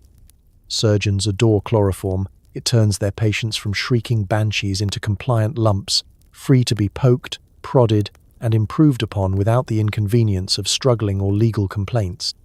The medical journals fill with breathless reports. Appendix removed, no screaming. Leg amputated. Patient dreamed of Paris. Even the most anxious patient, which, let's be honest, is everyone, can now look forward to surgery with something like calm, or at least mild curiosity. Chloroform soon escapes the operating room and finds its way into daily life. Feeling restless at night, one whiff, and you're off to dreamland. Your mother-in-law visiting for the week? A little dab on her pillow might encourage tranquility. You didn't hear it from me. Victorians begin to treat chloroform like a miracle cure for life's general inconveniences. Noisy children, overlong sermons, and that annoying friend who always wants to discuss philosophy at dinner. There are even rumours of society parties where the entertainment involves passing a chloroform-dampened scarf around the room and seeing who can stay awake the longest. Of course, there are downsides. For one, dosing is an art, not a science. Too little, and you're wide awake with a damp face. Too much, and you might not wake up for the rest of the century. Some people get so enthusiastic that they wake up in a completely different city. usually missing a shoe and with no memory of the previous 48 hours. But in true Victorian style, these are seen less as risks and more as excellent stories for the next family dinner. And then there are the kidnappings, the stuff of penny dreadfuls and urban legend. If you faint on a crowded street, there's a small but non-zero chance that a mysterious stranger will produce a chloroform-soaked rag and spirit you away, Victorian damsel in distress style. More often, though, it's just the local doctor making sure you don't wake up before he's finished removing your tonsils, appendix, or, if you're unlucky, your dignity. Despite it all, chloroform remains the darling of the Victorian medicine cabinet. It is, at heart, a shortcut to oblivion, blissful, dreamless, and, if all goes well, mercifully brief. The pain is gone, the noise fades, and for a little while, life's sharpest edges are rounded off. So as you settle in for the night, be grateful for modern anesthetics, and maybe sleep with one eye open, just in case anyone comes near you with a suspiciously floral handkerchief. Sleep well, and may your dreams be blissfully free of Victorian dentistry, surgery, and accidental adventures in chloroform. Sometimes, you don't want another potion, you just want to sweat it all out. Enter the Turkish bath, steaming, packed and rumoured to be full of creative remedies floating in the vapour. You stagger out feeling like a poached Victorian egg. It's late in the week, your nerves are frayed, your skin is grey from a hearty blend of London fog and existential dread, and even your favourite tonic has started to taste suspiciously like floor polish. This, the Victorians decide, is not a job for pills or potions. No, this is a job for steam, lots of it.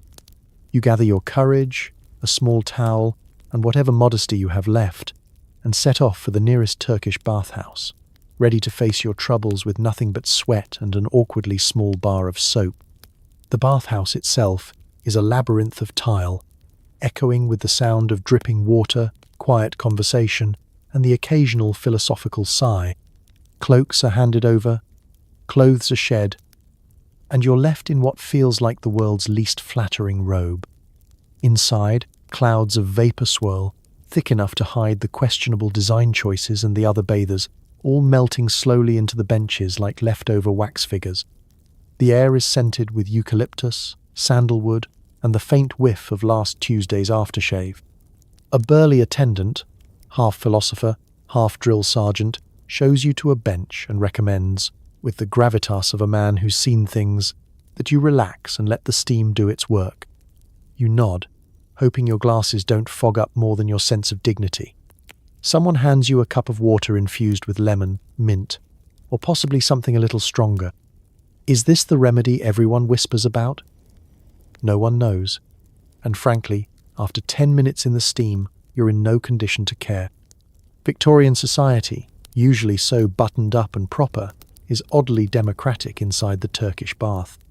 Nobles and clerks alike are reduced to beet-red faces, towel turbans, and a shared determination to outlast the heat. Conversations drift from politics to health, to the various merits of sweating out one's misfortunes versus simply running away from them. There are rumours, of course, about secret elixirs that bath attendants will add to the water for an extra fee, herbs, salts, or maybe just the contents of whatever was left behind in the lost and found. If you ask, everyone pretends not to know what you mean. As the sweat drips from your nose and pools somewhere between your shoulder blades, you begin to feel lighter, more buoyant, almost optimistic. Is it the heat, the vapour, or the vague hope that you'll finally get the coal dust out of your pores? Maybe all three. You close your eyes and let your troubles evaporate, at least until the next round of bills, gossip, or mysterious Victorian ailments. Occasionally, you brave the cold plunge pool, because nothing says healthy circulation like shocking your system back into full consciousness. The brave and the foolish alike leap in with gasps, shouts, and the occasional creative Victorian profanity. You emerge refreshed, shivering, and briefly convinced you can face another week of bad news and boiled cabbage. By the time you stagger back out into the real world, cheeks glowing and hair wild, you're a new person, or at least a very damp one. Your aches have faded, your lungs are clear, and you're so relaxed you could nap in a hansom cab during rush hour. Maybe it's not a miracle cure, but it's as close as the Victorians get to actual wellness. And so, you wrap up in your robe, sip a final glass of water, and prepare to rejoin society. You're squeaky clean, slightly dazed, and for the moment, wonderfully at peace. In Victorian Britain, sometimes the best remedy isn't found in a bottle, but in a cloud of steam, a friendly towel, and the willingness to sweat it all out. Sleep easy and dream of eucalyptus, distant laughter, and the gentle hiss of a world temporarily set aside. Science is booming, and every amateur chemist is brewing up something in their back room. You sip a neighbour's home-brewed nerve tonic and spend the night turning into a literary metaphor. At least the neighbours are entertained. It's the golden age of invention, but Victorian invention is equal parts innovation, curiosity, and blind optimism. The newspapers are filled with tales of astonishing breakthroughs, new gases discovered, new gadgets patented, and new theories expounded by people with mutton chops and a gleam in their eye. You live on a street where every other door hides an enthusiastic experimenter. The clink of glassware and the faint scent of sulphur are as much a part of the evening as tea and awkward small talk. Your own neighbour. Mr. Pennington is a solicitor by day, mad scientist by night. He's proud of his collection of coloured vials, bubbling jars, and something he calls the Invigorator 3000, which appears to be a teapot wired to a car battery. You drop by for what is innocently described as a restorative cordial. The drink is purple, it smokes slightly, and it tastes like a combination of mint, regret, and the anticipation of a possible insurance claim. One sip in and the world takes on a new clarity. Or maybe you're just blinking at twice the normal rate. The nerve tonic promises to banish lethargy and inspire creativity. For a while, it works. You discuss poetry with unusual enthusiasm, develop radical new ideas for improving the local sewer system, and attempt to recite the entirety of Hamlet in the back garden. Unfortunately, you soon find yourself losing track of your own limbs, speaking in limericks, and possibly turning a worrying shade of chartreuse. The neighbours peek through the curtains, quietly delighted. Nothing like a live demonstration of the dangers of amateur chemistry to liven up a Tuesday night. Victorian Britain is full of Dr. Jekylls, each convinced their personal potion is the answer to the century's woes. Some tonics promise to cure nervous exhaustion, others claim to prolong life, and a few guarantee enhanced moral fortitude, which sounds noble until you realise it just makes you extremely boring at parties. Many are simply a mixture of whatever's on hand. A dash of laudanum, a pinch of cocaine, a spoonful of old port, and a label handwritten in a trembling scrawl. Results vary. Some nights, the neighbourhood is treated to a burst of inspired productivity, windows washed, letters written, entire novels outlined in the space of an hour. Other times, the only thing produced is a lot of enthusiastic drooling and a firm resolution never to trust anyone who uses the word elixir in polite conversation. Side effects are considered part of the adventure. Who needs consistent results when you can have stories to tell and the fleeting thrill of surviving your own curiosity?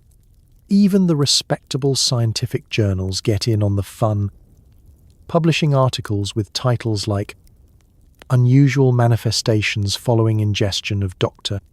Krabappel's Restorative Syrup and on the Reversible Personality Effects of Compound X. Medical authorities, meanwhile, issue vague warnings about the dangers of untested remedies before heading home to test a few on themselves. The line between medicine and mischief is thin. Dr. Jekyll is everyone's favourite cautionary tale, a reminder that mixing just a little too much of this with a touch too much of that might leave you, at best, with a remarkable story, and at worst, with a strong urge to avoid mirrors. But in an age when the world seems to reinvent itself every year, who can resist the allure of transformation, even if it means spending the next morning apologising to your landlady for turning her pet canary an interesting shade of blue? So, you tip your hat to the local mad scientists, the enthusiastic brewers, and every brave soul who volunteers to taste test the latest batch. Sleep well, and may your dreams be vivid, your transformations reversible, and your neighbors endlessly forgiving. Not all drugs come in a bottle. Sometimes you slap on a mustard plaster, inhale camphor, or rub goose fat on your chest, because that's what Grandma did, and she only fainted twice a year. It's a damp Victorian evening, and you're feeling unwell. Maybe it's a tickle in your throat, an ache in your bones, or just the vague sense of doom that descends every time the wind rattles the window panes. You're not heading to the chemist or calling for the doctor. Instead, you're consulting the family's real medical authority, Grandma. She stands in the kitchen, sleeves rolled, armed with remedies that have survived plagues, wars, and at least 3 generations of skepticism. First up is the mustard plaster. There's nothing quite like the ritual. A handful of mustard powder, flour, and water, mixed into a paste and slathered onto a bit of cloth. Grandma ties it to your chest with the brisk efficiency of a woman who's delivered twins in a snowstorm. This'll draw out the sickness, she says, ignoring the fact that it also draws out your will to live. Within moments, the skin beneath the plaster is tingling, then burning, then positively on fire. You begin to sweat. Your eyes water. You wonder if this is the cure or the cause. The logic is simple. If the pain in your chest is now a pain on your chest, progress has been made. If that fails, it's time for camphor. Grandma opens a small blue jar and dabs a generous scoop onto a handkerchief. The scent hits you like a brick of medicinal peppermint. You inhale, your sinuses clear, and for a few moments, you're convinced you can see through time. Camphor is the Swiss Army knife of Victorian home remedies. Got a headache? Camphor. Cold feet? Camphor. Ghostly apparitions in the parlor? Try camphor, just in case. By the end of the evening, you and the furniture both smell aggressively restored. And then there's goose fat, nature's all-purpose ointment. Coughing? Goose fat on the chest, under the nose, or, in truly desperate households, stirred into a mug of hot milk. Nobody really knows why this works, but since Grandma made it to 92, nobody's questioning her methods. There's a certain comfort in the slippery, vaguely poultry-scented ritual. The Victorians believe firmly in the power of tradition, even if that tradition occasionally involves smelling like Sunday dinner. Old wives' tales don't stop there. A bit of warm vinegar for sore throats, onion poultices for chest congestion, a hot brick at the foot of the bed for chills.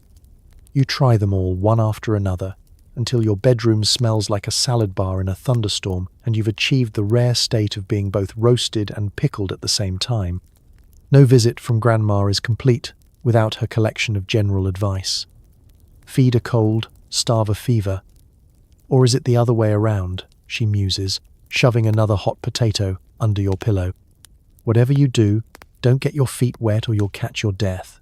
She has a poultice for every occasion and a story to go with each, most of which end with, and that's how your Uncle Arthur got his limp. The miracle of these home remedies isn't always in the cure, but in the comfort. The rituals, the warmth, and the firm conviction that if you just follow the routine, you'll wake up feeling better. Maybe it's the mustard. Maybe it's the camphor. Maybe it's simply being wrapped up, fussed over, and reminded that someone believes you're worth the effort. So, as you drift off to sleep swaddled in poultices and tradition, you realize there's a kind of medicine in being looked after. The pain might linger, but so does the memory of being cared for. And in Victorian Britain, that's half the battle. Sleep well, with the faint scent of goose fat and old wives' wisdom drifting through your dreams. You wander into your local chemist, browse the shelves, and select something promising, perhaps Dr. Bicknell's liver invigorator. The ingredients are a secret, the effects are a gamble, and the label features a deeply suspicious sheep. Victorian Britain is an age of innovation, ambition, and a shocking lack of regulations. Your friendly neighbourhood chemist shop is less a pharmacy and more a carnival booth for the desperate and the bored. The air is thick with the aroma of camphor, licorice, and hints of something that might be burnt hair. Glass bottles line the shelves in every colour of the rainbow, promising to cure everything from melancholia to bunions to general malaise, the last being the official diagnosis for anyone who looks tired in a hat. Shopping for medicine here is an adventure. You're not just picking up a prescription, you're entering a lottery, and every bottle is a new ticket. Labels boast secret ingredients known only to Dr. Bicknell, or perhaps to the sheep on the bottle who, judging by its expression, has seen things it can never forget. You try to read the fine print, but it's all in a cheerful script designed to distract you from the lack of actual information.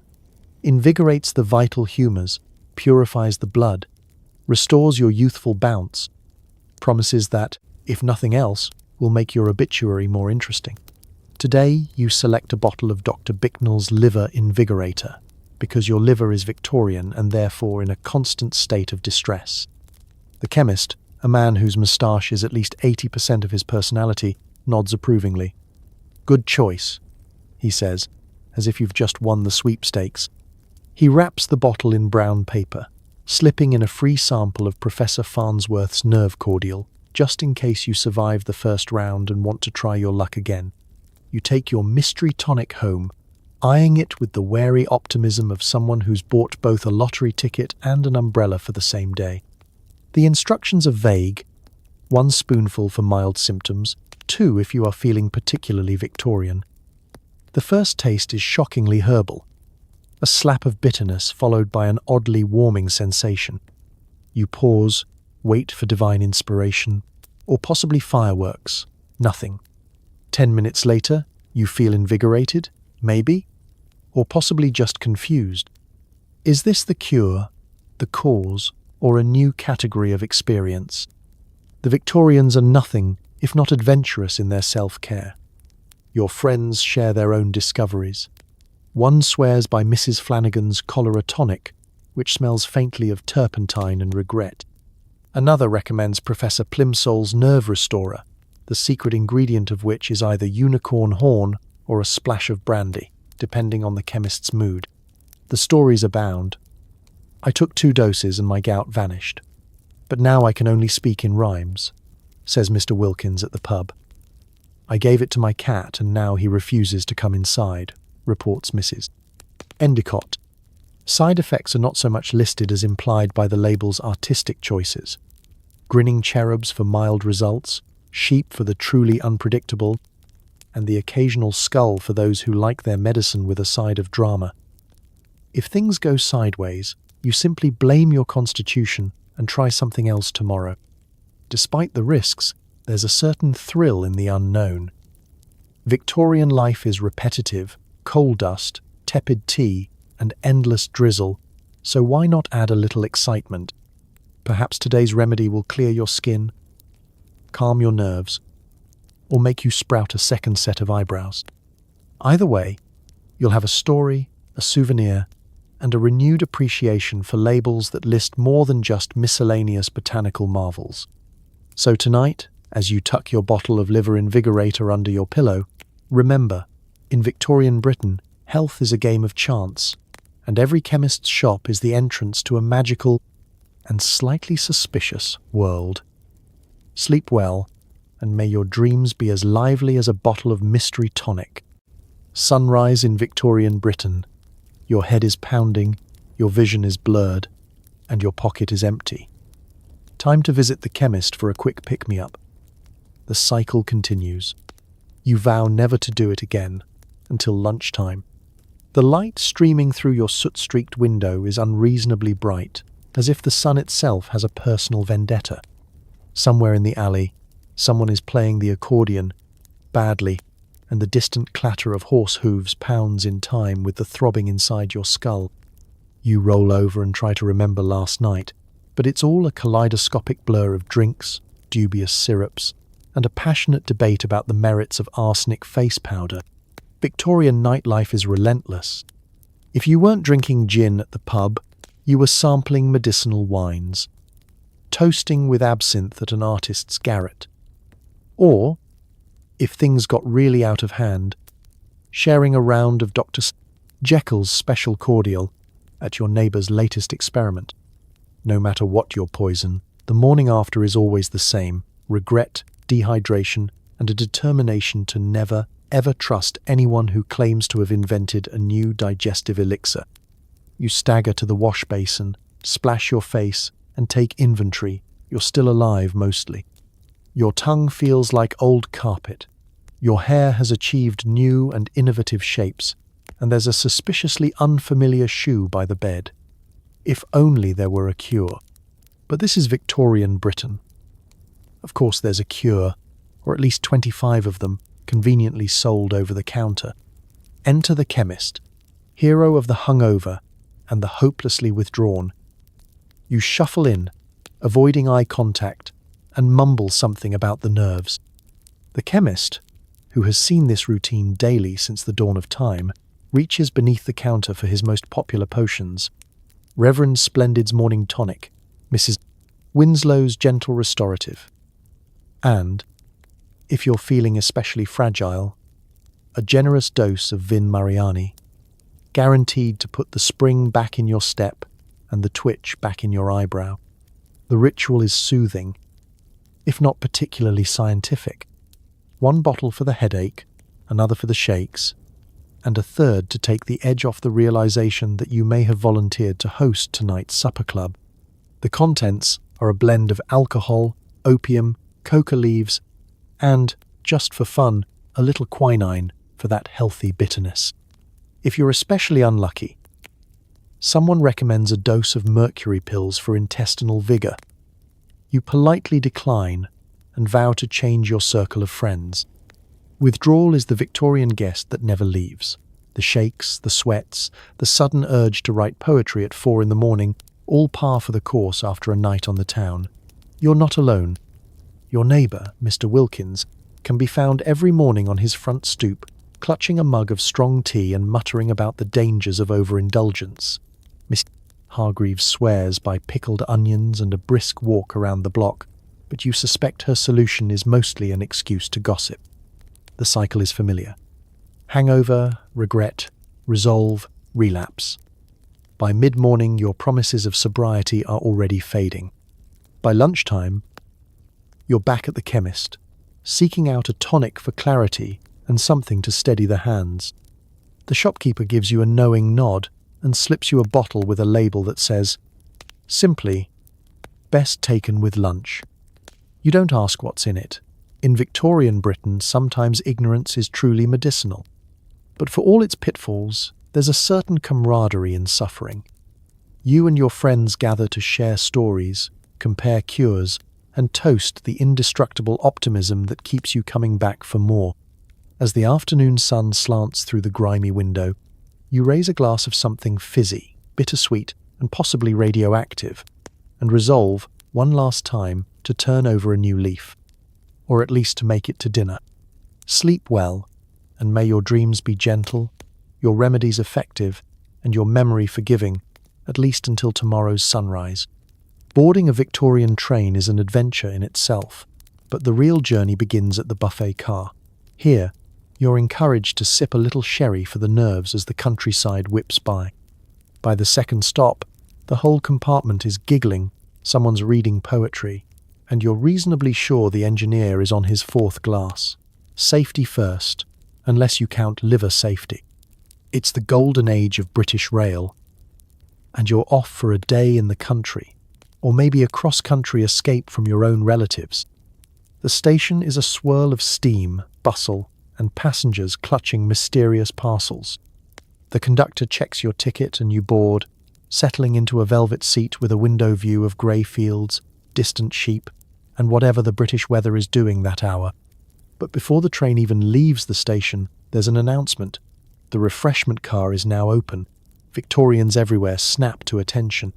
The buffet car is a marvel of civilization and temptation. The menu features all the essentials: sherry, port, brandy, more sherry, and for the cautious, weak tea, food is secondary.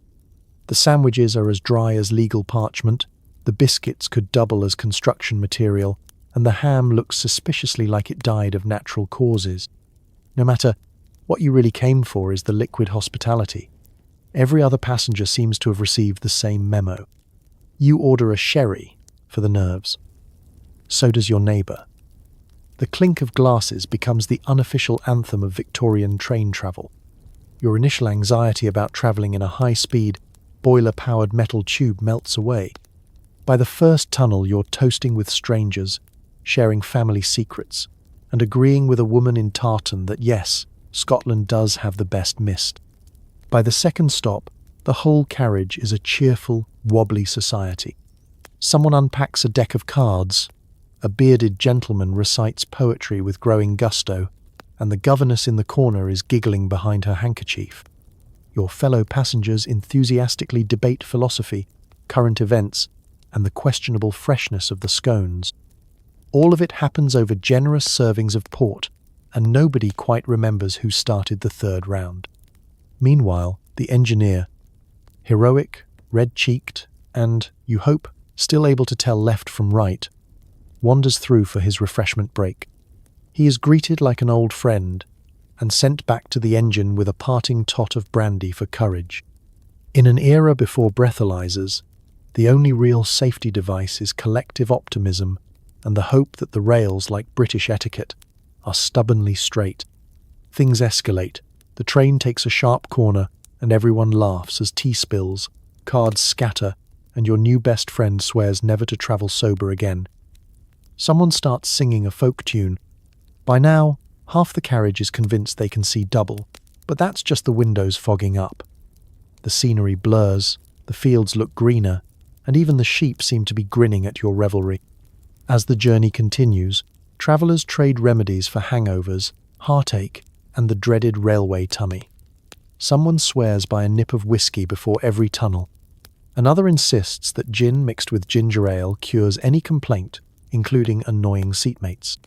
There's a sense of camaraderie, of shared adventure, and, occasionally, shared confusion when you find yourself in the wrong compartment with a cheese sandwich and someone else's umbrella. By the time you reach your destination, you are relaxed, possibly tipsy, and not entirely sure how many new friends you've made. You stumble off the train with a fuzzy sense of accomplishment, a pocket full of ticket stubs, and a determination to repeat the experience on your next journey. So as you tumble into your hotel, or the arms of waiting relatives, remember, in Victorian Britain, every railway journey is a rolling party. The tracks may be straight, but the stories you collect along the way will never be. Sleep well, and may your dreams be as merry as a compartment full of travellers, a buffet car full of sherry, and a country rolling by in a tipsy blur. Feeling jittery, woke up nervous, or maybe just woke up? Reach for the nearest nerve tonic, likely a blend of alcohol, opiates, bitters, and something labelled secret botanical essence. The pharmacist promises it'll calm your heart, soothe your intestines, and possibly transport you to the astral plane. Modern problems, Victorian solutions. Life in Victorian Britain is an ongoing experiment in nervous exhaustion. Maybe it's the relentless fog, the ceaseless clatter of carriages, or the fact that your neighbour's parrot knows all the words to God Save the Queen but refuses to sing in tune. Whatever the cause, you're a bundle of nerves. You wake up anxious, you eat lunch anxious, you go to bed anxious, only to dream of more anxiety, plus a side of indigestion. That's where Nerve Tonic comes in. The miracle cure for everyone and everything. There's a bottle on every nightstand, shop counter, and kitchen table, promising tranquility and well-being in a world designed for neither. Each label boasts claims bolder than the last. Restores the spirit. Strengthens the mind. Settles the stomach, the nerves, and occasionally disputes with your landlord. You are tempted, of course you are. Who wouldn't want to wash away a hard day with a little medicinal comfort? You visit your neighbourhood chemist, where the shelves are lined with solutions to every emotional and gastrointestinal woe. The pharmacist, an unflappable soul with eyebrows that could brush the ceiling, recommends Professor Fuddlemore's celebrated Nerve Tonic. He assures you it's perfect for anxiety, heartburn, romantic disappointments, and that hollow feeling you get when you realise your umbrella has gone missing again. You uncork the bottle and pour a measure into a glass. The aroma is a strange mix, medicinal, herbal, sweet, and just a hint of something mysterious. which according to the label is the secret botanical essence. The first sip burns slightly, then warms you from the inside out. Almost immediately, the edges of your nerves begin to dull. Your worries, which just moments ago felt like a herd of stampeding cattle, now seem more like distant sheep. Your stomach calms, your hands stop trembling, and you feel, if not happy, at least less likely to throw your hat at someone in a fit of pique. Victorian nerve tonics aren't just for personal use. They're social. At tea parties, someone always has a restorative cordial on hand, just in case the conversation turns to politics or the vicar's latest sermon. Businessmen fortify themselves with a nip before meetings. Mothers keep a bottle handy for anything from female complaints to the sound of children arguing over who gets the last biscuit. It's a public secret that most so-called digestive aids are really just fancy nerve tonics with better branding. Of course, moderation is an afterthought. Take too much, and you might find yourself confessing your innermost feelings to the coat rack, or convinced you've solved the problem of gravity. Some evenings end with a contented nap on the sofa. Others, with a firm resolution to try a different blend next time, especially after you realize the botanical essence in Professor Fuddlemore's recipe is mostly wormwood and wishful thinking. Side effects are rarely discussed. A little drowsiness, the occasional odd dream, and perhaps a tendency to hum softly at inopportune moments. But who's keeping track? In an era where nerves are stretched tighter than a violin string, any solution is worth a try. And so, as the evening settles and the city quiets, you pour yourself a final dose. The tonic hums gently through your veins, smoothing out the rough edges of Victorian life. You sigh, content, and let the day's anxieties drift away, until tomorrow's worries arrive, punctual as ever with the morning post. Sleep well, and may your dreams be free of nerves, indigestion, and mysterious botanical ingredients, or at least may you wake up convinced they are. Children deserve a treat after a hard day in the chimney or factory, right? Fortunately, Victorian sweet shops have just the thing. Candies and syrups dosed with codeine and opium to help with coughs, tantrums, and the existential horror of being 8 in 1872. You wonder why the kids are so quiet at dinner. Mystery solved. Let's step into a Victorian sweet shop, bright, bustling, and as full of temptation as it is questionable pharmacology. The shelves are lined with jars of striped sticks, lozenges, and the sort of chewy sweets you could chip a tooth on. But hidden among the licorice whirls and barley sugars are the era's true wonders, candies laced with a little something extra. The pharmacist-turned-confectioner smiles knowingly as you purchase a handful of calmative caramels and soothing syrup lollies, each promising not just good behavior but blissful, uninterrupted silence. You might think these are treats reserved for special occasions. You'd be wrong. In Victorian Britain, a dose of codeine or opium is just another tool in the parents' arsenal, right alongside stern looks and the occasional threat to send you to Australia. A cough? Candy? A tantrum? Lollipop. Trouble sleeping because your bunk bed is an actual bunk in a coal cellar? Have a soothing syrup, darling, and don't forget to share with your little brother. The ingredients are right there on the label sometimes. If not, the hints are in the brand names. Mrs. Winslow's Quiet Child Drops, Dr. Tiddle's Tranquilizing Taffy, or simply Nurse's Night Off Bonbons. A few are even flavoured with wintergreen or orange peel. But you know the real magic is what you can't taste. Victorian children don't mind. In a world of long days, cold rooms, and unpredictable meat pies, a bit of chemical comfort is just part of growing up. Side effects? There are plenty, but nobody's keeping notes. The kids sleep like angels, have mysterious floating afternoons, and develop a vague, dreamy disinterest in family drama. The only real hazard is that someone occasionally nods off into their soup or forgets what they were arguing about halfway through a squabble. You might have to gently nudge them awake at the table, but at least they aren't bickering over the last potato. And it's not just the children. Teachers discreetly keep a stash of coughing pastilles in their desk drawers, ready to distribute to fidgety pupils or anyone who dares to sneeze during recitation. Nurses slip syrup into bedtime milk, and nannies thank the heavens for every quiet afternoon nap, crediting good behavior to Victorian discipline, by which they mean opium and codeine in every pocket. Modern sensibilities might gasp, but for the harried Victorian parent, these medicated treats are a sanity-saving godsend. After all, a world where children are expected to work, scrub, haul and mind their elders with unblinking politeness is a world where a little chemically assisted quiet time seems frankly merciful. Of course, there's always one child, the family's aspiring rebel, who builds up a tolerance and spends the afternoon rearranging the furniture or teaching the cat to sing Rule Britannia. But even they eventually succumb to the gentle lull of a codeine bonbon, slipping into slumber with a smile and a sticky chin.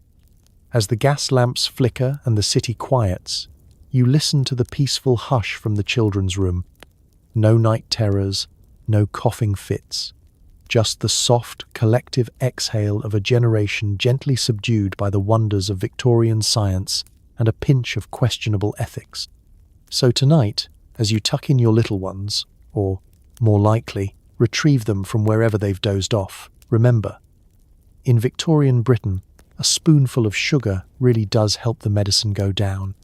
Sleep well, and may your dreams be as sweet and as peaceful as a codeine-laced caramel from the children's corner.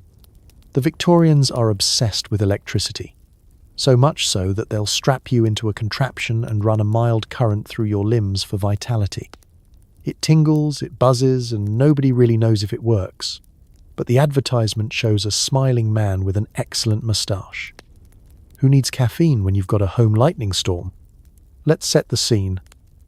It's 1875, and science is the new magic. Electricity has just arrived in the public imagination, along with 1,000 new inventions, a few actual fires, and at least one unplanned hairdo for the family cat. The latest craze isn't just reading by electric light, it's running electricity through your actual body in the name of health. You pop into your neighborhood's most progressive health spa, or, failing that, your friend's back parlor, recently rebranded as the Vitalizing Institute, to try the miracle of electrotherapy. The therapeutic equipment is an eclectic mix of wires, paddles, mysterious dials, and if the operator is especially enterprising, parts from last year's failed automatic shoe polisher. Your practitioner, whose knowledge of electricity comes mostly from penny dreadfuls and bold experimentation, assures you that everything is perfectly safe. You just need to sit, relax, and not touch anything metal that isn't already attached to you. Electrotherapy is the Victorian answer to just about everything. Tired, anxious, plagued by female hysteria or male ennui? There's a setting for that. The machine hums to life, and you feel the unmistakable tingle as a mild current pulses through your arms and legs. That's your vitality returning. The practitioner beams as you involuntarily salute, tap dance, or possibly just develop an excellent party trick. For those who can afford it, there are even at-home models, shipped in enormous boxes with instructions in 6 languages and a helpful diagram of a gentleman who looks suspiciously like he's regretting all his life choices. You're told to apply the paddles to areas of sluggishness and set the dial to invigorate. Side effects may include mild euphoria, sudden insights, or the urge to alphabetize your pantry. The medical community is divided, which is Victorian for everyone's having a go. Some doctors are convinced electricity can cure everything from gout to indigestion, while others point out that most patients just leave with better posture and a renewed appreciation for sitting still. The advertisements are relentless. Restore your spark, feel younger instantly, recommended by at least 3 baronets. Each one features a portrait of a robust man with a moustache that could anchor a small schooner and a look of eternal optimism. Electrotherapy quickly becomes a social event. Friends gather to take turns with the electromagnetic vitality enhancer, daring each other to crank up the dial and giggling as their hair stands on end. Parties end with a rousing round of guess which limb is numb. There's gossip about Lady Thornton's miraculous recovery from lethargy, though the fact that she now jumps at the sound of thunder is left politely unmentioned. Of course, there are skeptics. Grandpa claims the whole thing is just a fancy way to get out of honest labor, and points out he's lived to 80 with nothing but beef broth and spite. You, meanwhile, are just happy for the distraction. Even if you're not fully cured, you've gained a great story and a temporary escape from the endless cycle of Victorian aches and worries. By the end of your session, you feel buzzy, bright, and slightly toasted, like a scone left too long in the range. The practitioner unhooks you, assures you of your renewed vital energy, and suggests a weekly appointment. You step out into the evening air, heart racing, hair frazzled, ready to face the next foggy morning. So as you tuck yourself in tonight, gently vibrating and perhaps glowing faintly in the dark, remember, in Victorian Britain, wellness sometimes means letting science literally run through you. Sleep well, and may your dreams be lively, sparky, and absolutely free of unexpected static shocks. You've made it to Bath, or Harrogate, or some other town famous for its healing springs. You take a cautious gulp of the warm, metallic, egg-scented water, told it will fix everything from gout to heartbreak. Instead, you get a sulfur burp and a suspicious tummy rumble. Still, nothing says wellness like a public bath with 300 strangers and the distant threat of cholera. Arriving in a Victorian spa town is like stumbling into a particularly damp parade. There's an air of forced optimism, crowds in their finest hats, and a general sense that everyone's here for something slightly different. Illness, romance, or simply a break from Aunt Mildred's opinions. The moment you set foot in Bath or Harrogate, you're swept up in a schedule of drinking, soaking, walking, and the occasional compulsory stroll around a park while pretending you're not freezing. You've heard the stories. The mineral-rich waters can cure what ails you, whether it's rheumatism, melancholy, or general fatigue of the spirit. Doctors, with impressive beards and even more impressive confidence, insist that a few days taking the waters will transform you. The reality is a little less glamorous. You line up for your cup of hot, faintly yellow liquid, trying not to think about what's floating in it. You raise the glass, take a brave sip, and instantly regret every life choice that led you to this moment. It's warm, salty, and tastes exactly like a boiled shilling left in a chicken coop. The attendant assures you this is the taste of wellness. You're unconvinced, but your fellow guests nod in grim solidarity, one eye on the nearest privy. The baths themselves are communal affairs, grand halls tiled in blue and white, full of steam, echoes, and strangers in every stage of polite undress. You join the herd, lowering yourself into the water with practiced resignation. It's not unpleasant, provided you enjoy the sensation of being gently poached alongside merchants, nobility, and at least 3 people loudly discussing the merits of cod liver oil. Conversation drifts from current gossip to miraculous cures, with everyone claiming to know a cousin who walked in with a limp and walked out with a fiancé and slightly damp shoes. Victorian spa towns are a world unto themselves. Each day begins with a healing glass of water, followed by prescribed walks, baths, and treatments with terrifyingly optimistic names: galvanic stimulation, effervescent inhalation, or the ominous steam pummel. You try them all. One session leaves your skin redder than a boiled beet. Another has you convinced your aches are simply hiding, waiting for a train home. The one constant is the sound of gurgling stomachs and the hope that whatever doesn't kill you will at least justify the expense. The social side is just as important as the treatments. Evenings are spent promenading with fellow sufferers, comparing sulfuric aftertastes, and speculating about which of the local doctors is secretly a magician. Romance blossoms over tepid mineral water, alliances are forged in the queue for the Roman plunge, and friendships are sealed by mutual digestive distress. There's nothing quite like a shared near miss with Victorian plumbing to bond 2 souls. And if, after a week of sulphur, steam, and mildly embarrassing incidents, you don't feel better, well, the town chemist is ready with tonics, powders, and possibly a room temperature gin to ease your return to regular life. You might not be cured, but you'll have a full set of anecdotes, a new appreciation for fresh air, and the knowledge that you once braved the mysterious waters and lived to tell the tale. So as you dry off, sip your last, heroic glass, and prepare to return to the chaos of daily life. Remember, in Victorian Britain, wellness is a team sport, best played with a strong stomach and a sense of humour. Sleep well, and may your dreams be less sulphurous, more restful, and entirely free of communal footbaths. It's the end of another long, foggy day in Victorian Britain. You've survived the potions, powders, and positively baffling syrups. Maybe you tried a dash of laudanum for your nerves, a spoonful of arsenic for your complexion, and a glass of gin to wash down the regret. Or maybe you're just exhausted from reading the ingredients on your invigorating tonic and realizing most of them are now illegal in 16 countries. As you settle into bed, tucked in with your very own hot water bottle, mercifully not filled with chloroform, take a quiet moment to be grateful.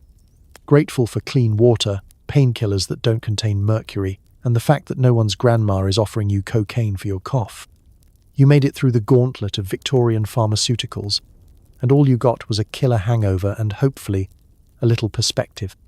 It's easy to laugh at the past, and let's be honest, we do. A lot. But behind every wild remedy was someone just trying to get by, get better, or simply get some sleep. The Victorians were stubborn, hopeful, and more than a little desperate for relief in a world that never really slowed down. If nothing else, tonight is a reminder that our ancestors were incredibly creative, occasionally reckless, and always a little bit ridiculous.